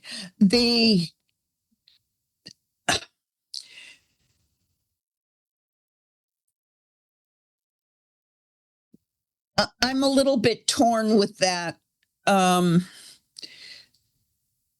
Because if, as Rodney predicts, the public backlash is there about reducing the hours, then the Board of Selectmen will want us to go back to full hours. I think reducing for maybe, We made our decision. We're not We going back. already made a motion for it. I'm sorry? We're not going to react to we're not going to react. We made our decision. Well, that's for this year. Based on your recommendation, we made our decision. For this year, but what about next year? Because we're now talking about, Next budget. I understand. Yeah. The spring. there's spring next year, spring 27, we're going to be having more referendums. So I wasn't the thought guy. I wanted to leave it with hours, but everyone else wanted to change it. So Yeah. we'll change it. no, I think if you could reduce 3 times 1,500. Thank you. All right, so we're down to 75. Thank you. 45. Stephanie, you got that? Yep, updating that now. I'll get you a new number shortly. Looks good. What? You good? Yeah, I'm just trying to support the registrar. Yeah. And again, this is, there's a lot of this. And that's based on 6 referendums. Yeah. It's, so I think that's pretty overkill myself, but there's 7 of us here. I can vote no.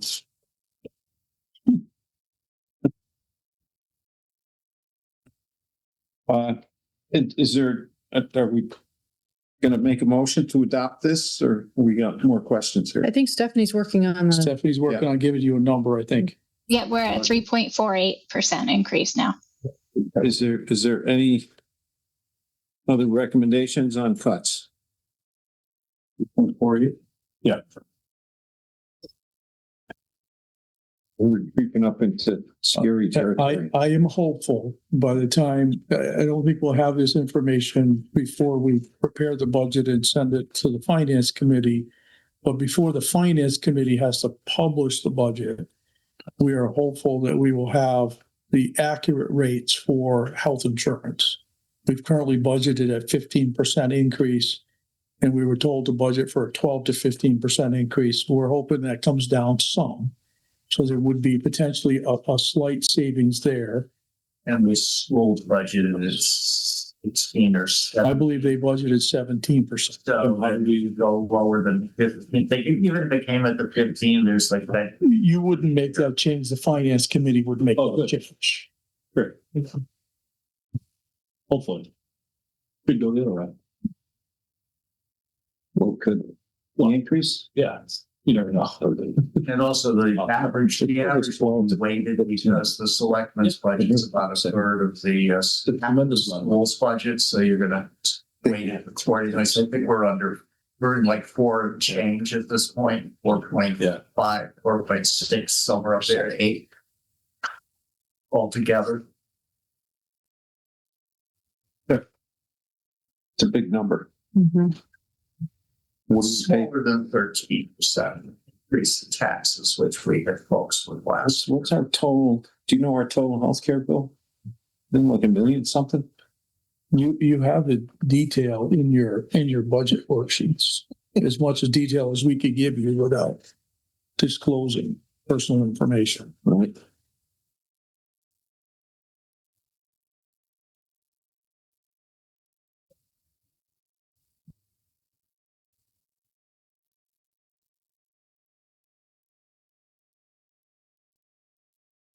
In the meantime, is there any other suggestions, requests?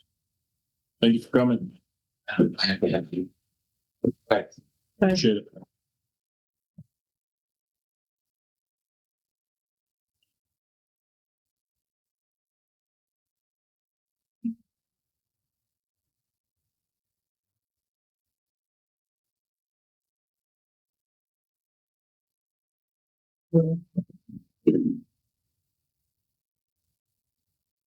Under personal services, right? I believe that's correct, yeah. I'm trying to find this, Number 7. I'm sorry. So I mean, it tells you right there that your total budget in areas. So medical, so our medical is 574, or wait, that's the expenditure so far. We budgeted, let's say 800,000 for conversation. 2% of that is 16,000. So the Board of Ed, if they're at 17, and they go down to 15, and they're 3 times as much. It would be in the area of 16 times 3 is 48. Times 3 is 150,000. Potentially. Yeah. So we could be dropping down 16,000 on that. It's at 13. And when do we anticipate that, Jim? We think in about 2 weeks, That's 16,000. I mean, it's. but we don't know whether it's gonna be 15. We don't know if it's gonna be 15% or 12% or 14%. We don't know. So what's the deadline for us presenting this to the finance committee? Send it by the 15th. Yep. Okay. So the insurance we're waiting for is the medical insurance. Well, we put in whatever we have to put in. We budgeted at the high end of what they told us would be the range, which was 15% increase. But here it says 20%. That's a 23% change in value. But that's for that whole budget. That's not just health Got it. insurance. Thank you. So we can't wait for that number to come in other words, because we have to, No, here's the 15th. What day is it today? but the finance committee has the ability to make that adjustment. When we provide them with the information, they have the ability to make that adjustment. That's one of the reasons why sometimes it doesn't pay to start, the referenda too early just because of things like this. Closer to a real number, you wait a little bit. So Are we good with this? who's comfortable with a 3.48? Yes, I am. I think it's a good number, especially given this. I think more so than just even the number, I'm comfortable with the discussion that we've had about reductions where we thought that we could, but not overly reducing the budget to a point where the town can't operate. If I thought we could get by on the first vote, I would say keep going, but who wants to take that chance? Yes. That's just, I'm not. I think we're fine. I think what is left is responsible spending, pushing. Stephanie, could you zone. please let us know the bottom line on the budget you have? Yeah, it's important. Yes. 9,811,497.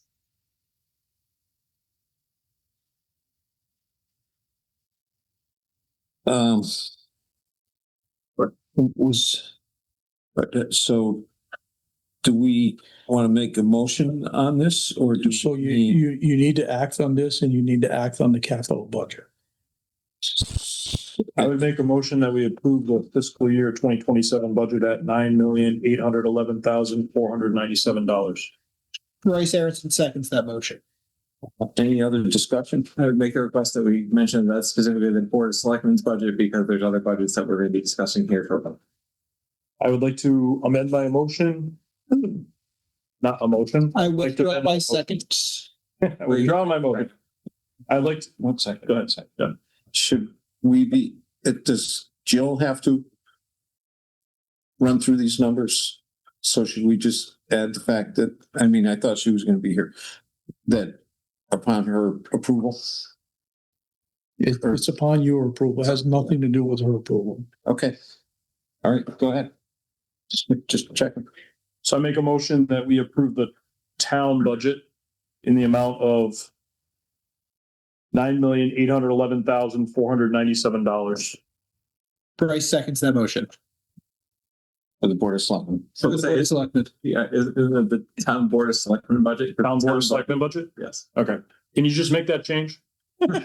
You make an amendment, he seconds the amendment, and We'll get there. Okay, I make a motion to approve the Board of Selectmen town budget. Is that good? $9,811,497.00. I still second that. Thank you, Bryce. Appreciate it, bud. Is there any further discussion? All in favor? Aye. Aye. Bob? Do I hear him? We have a Bob. I don't know if it's say Bob DePietro. I don't think there's a Bob problem. abstains. All right, then it's 6 yes, and Bob. Bob is one. Bob left anyways. Okay. Bob is gone. So one absent. Okay, next is the capital budget for the Board of Selectmen. Or the We've got the town capital improvement plan, we've got the BOE capital improvement plan. And we've got, I guess we have the joint, which are the two combined. That would be the town and BOE capital improvement plan that we would need to do next, right? Do we approve these separately or all at once?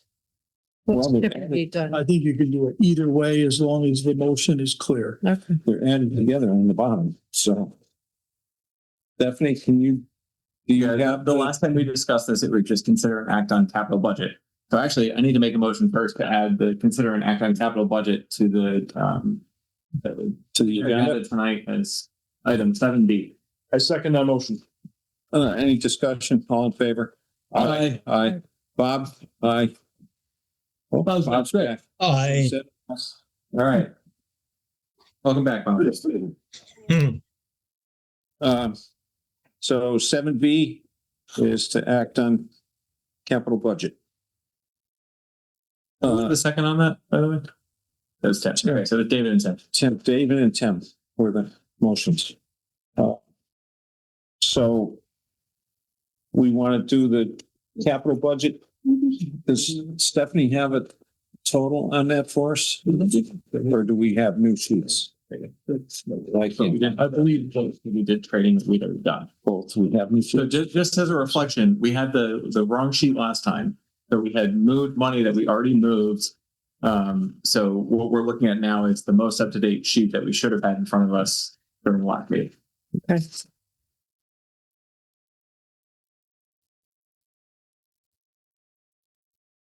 Yeah, because it does show it shows the firehouse radio communications broken out properly. And the one-ton cap. It's in the I back. believe that. Yep. Yeah. The last half says CIP. No, but these are the And same. Ross, correct me if I'm wrong, but the last time we talked about this as a finance committee, we were happy with this and had done a bunch of work together as well as this. Yes, and then we turned it over to folks to further refine. And then turn it back over to you. Yeah. Actually, you guys have the last say on it. Before it goes to the voters. Good work, guys. There were a couple long discussions on those. Appreciate it. $15,307,000. I guess the first piece on that. Actually, so That's what You're asking what you're saying. that. number one. Oh, yeah, it was, 287,067. How did we move things? yeah. Well, that's 34. All right.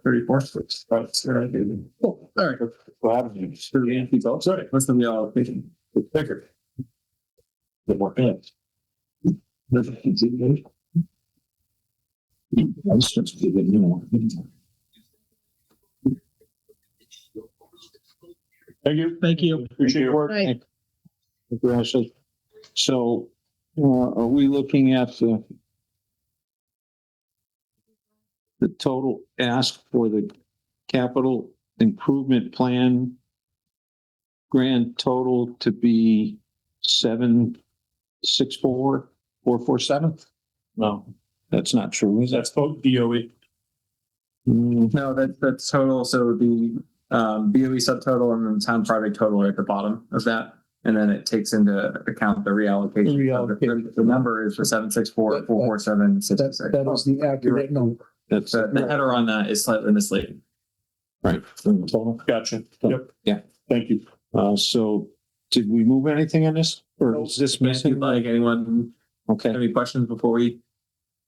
All right, I'll make a motion to approve the capital improvement plan for a total of $764,447.66. I will second. Does David Mather? Is there any further discussion? No further discussion? All in favor? Aye. Aye. That's 7 yes, 0 opposed. And do we have to do the capital improvement plan? No, the 3 pages that were here, or do we have to do bonding? No. The third page is bonding only. No, you don't have to do that. Okay. So we're good with that? Yes, you're done. Congratulations, guys. Oh, yes. Please. Thank you, Stephanie. Thank you. So that's definitely doing the finance report. So now we're gonna move I on. don't know that she's seen them. Okay. Perfect. So seeing that's done, we're gonna move on to number 8, the finance reports.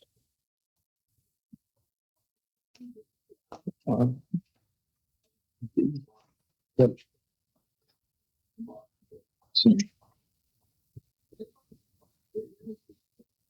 Well, is there any questions? I don't need the report. Is there anything out of line on those, Jim? No, not that I saw. Not that the finance director called out.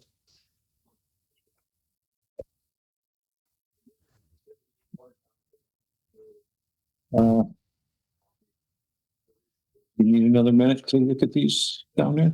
Yeah, I'm just working on a question and then specifically just curious on probate, I suppose, since I don't understand the Thank you, nature of Ross. it. Yeah. It looks like it's like 90% expended with 635 left in budget. So isn't that a one-time expense? I suspect it's very similar to this year where we had to estimate what the charges were going to be, and there's probably already paid it, and that's what's allowed to the Okay. account. Or if I don't remember, I don't think it's always been 9% of it you get quarterly or something like that. Yeah, I just don't, yeah. So, Yeah, that's it. no, I know. Yeah. Getting ahead. Sorry. Thanks for coming on. Thank you. Appreciate your help. Thank you. Thanks. for your- Thanks, Ross. You would have to? Yes. Based on you at our next meeting for the finance committee. Oh, Good night. that's right. Good night. Night. Okay, is any other questions from Bryce? None for me. Good. Jim, what questions were you predicting? I actually didn't have the time to look at this today. I ended up working on that Parks and Rec grant again. They wanted a bunch more information. Priorities, okay, what is that? Nothing on the tax collector. That's any questions? Nope. Then we're gonna move on to consider an act on budget transfers. I don't know if there's any here you have to act on. We want. Yeah, the Wait. town building. Yeah, 4,705. What's the limit? It's 2,000. 2,000. No, we gotta do Is that that. a 5 at the end or is that a 0? I think it's a 0 with a. I think it's a 0 with a line. Okay, Town building. I will make a motion to approve the town building operation transfer of $4,700 from equipment to overtime. Tim Sadler seconds. Any other discussion? David and Tim. All in favor? Aye. Aye. Aye. That's 7 approved, 0 opposed. Do we want to sign this so we don't have to wait for? Yeah, I just check your names off, sign it and send it in. Perfect. Let's move on to number 10. Is it getting late enough that we want to push some of these off that we can blast through? Now, this is the easy part. Okay, number 10, A, February 3rd, 2026. We'll make a motion, David, to approve the meeting minutes from February 3rd, 2026 at 6:30 PM as presented. Bryce second. Is there any discussion? I just want to point out something that, it was, let's see. Yeah, on the last page, page 4 of 4. For January 13, we moved, January 21 minutes. We moved to table those. Right. And I don't think we've ever acted on those. We need those to come back. I'll make it- We didn't have the Thanks. right people in the room to get a majority. That Yeah, we only had Okay. 3. we only had 3. That's right. Okay. Any other- Then I have an editorial on page 1, 5A. There's 3 T's and a point on that word.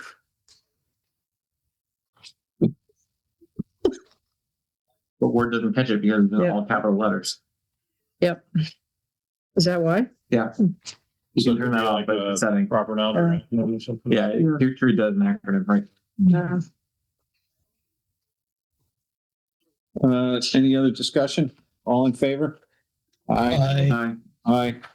Is abstaining a little bit here. I think Bob has to abstain. You weren't, or, no, he was on Zoom. Tim. Never mind. No, Tim. thank you. Okay. So that's 5 yes, 2 abstain.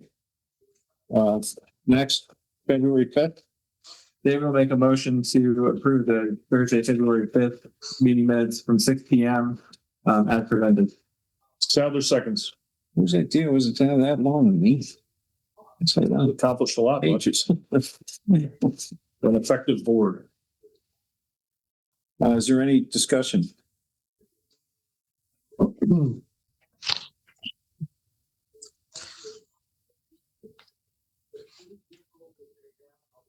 Is there any discussion?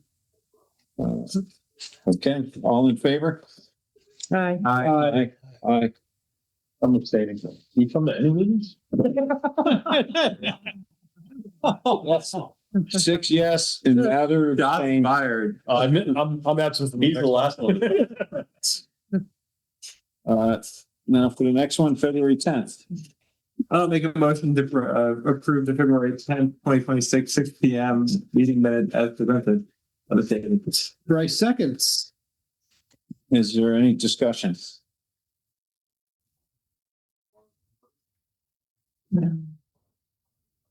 That's on the first. Acting as a style. All in favor? Aye. Aye. Or is there discussion still? No, All in favor? I'm just looking to make sure I was here. Aye. Oh, okay. Aye. You're here now. Well, So, Abstain. you got 1, 2, Abstain. Bob abstains. Bob abstained. Bob and Gwen are both abstaining. we got 5 yes and Bob and Gwen are abstaining. Now we move on to February 10th again. Make a motion to approve February 10th budget workshop number 5 meeting minutes as presented. Sadler seconds. Is there any discussion? All in favor? Or are we still reading? Good. Bryce always looks so, I'm still reading. I'm still He's reading. being I stupid. read them too. I Yeah. prepared.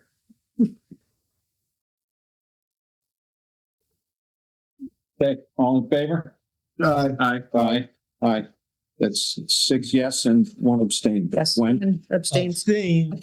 Bob Bob abstains, 2 abstains. I'm sorry. Same day. But he said the minutes say he was present via Zoom. Let's say he was here. He might have explained us. But doesn't mean he was having trouble with. Yeah, I think he was in there a little bit. Yeah. Oh, Okay, well, Bob and Gwen will abstain. That's 5 yes, Still pass. 2 abstain. Yep. Thank you. Now we move on to the town administrator's report. So a couple of things first that I wanted to share with you that are not in the report because it's kind of out off the press information. I did receive earlier today the demographic information from STV that we had commissioned them for in that townwide facility study. So I'm actually going to get that out to the board as soon as I can so that you have it. And then the other thing is, I'm sorry, what was the demographic? that was the demographic info for school student population. Oh, all right. So that is complete. It came to my inbox this afternoon, and I will be distributing that. Either I'll do it personally or one of the staff will. The other thing is I got a check today from Chief Dixon in the amount of $1,500 when we repurposed the old UTV and purchased a new UTV for the fire department. There was a tank and pump that were not needed by any town agency and not utilized any longer by the fire department. So they did embark on a mission to sell that, and they were able to get $1,500 for it. Okay. And they asked me to let you guys know that and pass the check on to the finance department. So you can see I have the check in my hand. I definitely want to make a comment on the Unified Command Emergency Operations Center at the Town Hall. Jim and Kathy both appeared here on Sunday. We had a meeting online on Saturday. Yeah, at 5 o'clock, I think it was. 5 p.m. Yep. So I came and sat in the meeting, and they both stayed till 11 p.m. And fortunately, there was no actual emergencies popping up. With the wind, they were expecting, which this is mandatory too, isn't it? For the most part, not. No, it's not mandatory. We decide when we think we need to man the emergency operations center, and I got here around 4:30 on Sunday. Kathy showed up shortly after me, and she left a little before I did. She left around 11. I left around 11:30, and we stayed through the storm so that we could assist the fire department. It's really important if we start having high winds and we have trees and wires coming down that we report those to Eversource. It's especially important for us to track closed roads. That's a real safety concern, especially if there's no back door. If the road is a dead end and you can only get in it from one way, and a road happens to be cut off because of power lines down and trees down, it's really important for us to be able to manage that. So, and if they get a 911 call, they got to make sure the town trucks follow the right way there or whatever. So there's a lot of situations that can. And we were here prior to 8 o'clock in the morning on Monday and stayed for the duration of the day. Thank you, Jim and Kathy. Well, Yeah, thank you. and the rest of the staff was working from home. Yeah. Except for the plow guys. We haven't figured out how they can do that yet. we're trying now. We're looking forward to AI. Extended cleanup from that storm. So shortly before you passed me on that Tuesday, don't know if you remember that. I do, yes. Okay. So shortly before you passed me, highway was here in the center of town pushing banks back, but it really only looked like they were pushing snow. It was coming back right back to where it was, but they were riding the plow on the road. So it seems like it was less effective than maybe the intent was, and also doing damage to the town equipment by just riding the plow onto the dry pavement. Sharpening the blades kind of thing. Yeah. I'm not sure I noticed that. I mean, you spent more time outside that day probably than I did. Sure. So, the point of just be aware of. Thank you. If they're doing that around town, other people may start to notice, and especially if it damages equipment, they have to repair it at a later date.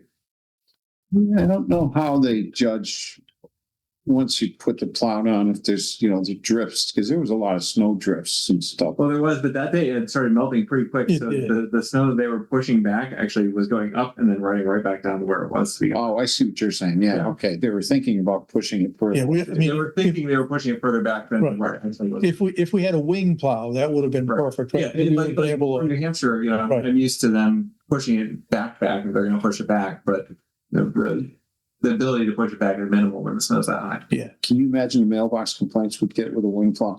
I think, David, you should be a plow guy. So anyways, You can arrange I that, think Bob. we found David's second, calling. CDLs. He's gonna do it by hand. We can He do that. doesn't drive, he only runs. so Jim, I have a question that Jim and Kathy's regarding efforts. Carl Price and his plan that you worked out with him regarding the odor. What was that plan? So we actually held a meeting on site in front of Price's power equipment. And we had a number of experts on location, and that included, I'm not an expert, but I was there. Bob Mora, as the chairman of the sewer commission, was present. We had staff from our town engineering firm.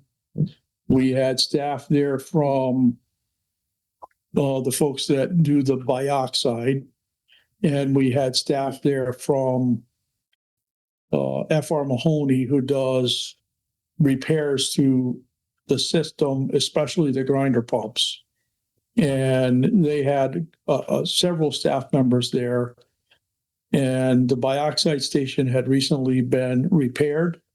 On site also with us were representatives from Price's. There were representatives there from the veterinary hospital.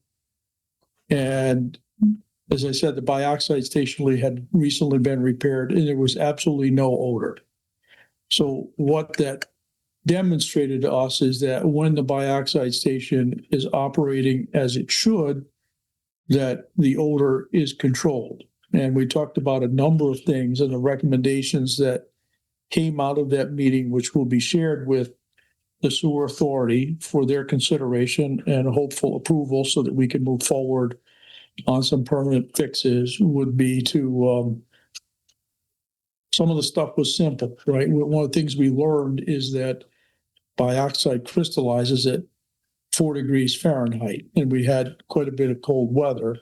And so the bioxide probably wasn't flowing as it should.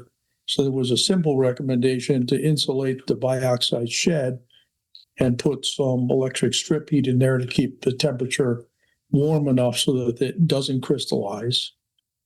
FR Mahoney's suggestion was where the first manhole is over by Georgina's, that it goes from a force main to a gravity feed. There's a lot of turbulence in that effluent, and that releases hydrogen sulfide gas, which is the odor that we all smell. And so their recommendation is to place a charcoal filter on that catch basin. The filter media would be changed probably once every 1 or 2 years. They're working on getting us a price on that. The other recommendation that came out was to probably at the manhole in front of prices to put a hydrogen sulfide meter. And those hydrogen sulfide meters, it would come at a monthly rental cost of around $500 a month to the sewer authority. That would not be a cost to the Board of Selectmen or the town budget. That would be specifically to the sewer authority. They change those out every month, so because they have to be able to essentially breathe and reset. It would be radio controlled, so it would send signals back to the company that's already managing our bioxide, and they could make adjustments to the bioxide up or down based on a minimum set point of probably around 2 parts per million of hydrogen sulfide. The other advantage that comes to this is probably way more information than you wanted, Bob, but I'm just trying to be thorough. Hydrogen sulfide also turns into sulfuric acid, and the sulfuric acid does not have a positive effect on our infrastructure, in particular the concrete and the metal. So by injecting the bioxide, what it does is it allows the enzymes that are in the effluent to essentially eat that bioxide mass and not create the hydrogen sulfide, which then converts into sulfuric acid. So our infrastructure with regard to concrete and metal structures will last longer. Great. Hydrogen sulfide itself is pretty potent too. Yeah. Low parts per million you can inhale and and negative effects. And that's why they would, recommend the set point at 1 or 2 parts per million. Yeah. Which is very low. It's very low. That's great. I'm sure Carl and Jim were happy with the attention you gave it. Yeah, and one of the things that we learned that we just, didn't have a sense of before is that when the bioxide station is working properly, it actually works. It eliminates the odor. One of the questions that had been asked by the sewer authority before is, why don't we just put sealed catch basin covers? Well, when you get all these experts and you ask these questions, if you put sealed catch basin covers in, what happens is you pressurize the air in the system, and then it just forces it out the vent stacks in the buildings rather than allowing it to vent naturally through the catch basin covers. Jim, I think this is an excellent example of the kind of work you and your staff do and should be made available as results to the public. Thank you, Bob. I agree, Bob. Is there any other comments or questions on the report? Like, just thank you, Jim, for putting this together on a monthly basis. It's helpful to see this written down and be able to discuss it. Good. Listen, I'm glad to do it. And this is, I will tell you that we probably could give you 3 pages, but we really try to highlight on the things that I think are, really relevant and most important, We appreciate that too. And I think, we've gotten some positive feedback from the public before on this. They appreciate it too. So When are you gonna start putting the bad stuff on I just give that to you, Rod. Just give you the bad. We can adjourn the meeting to get into that. Motion to adjourn the meeting. Who's gonna make a motion? I just did. Oh, Bryce seconds the motion. all in favor? Aye. Aye. Bob, very good. Aye. That's 7 yes, meeting adjourned. Thank you, everyone. Yeah. Everyone.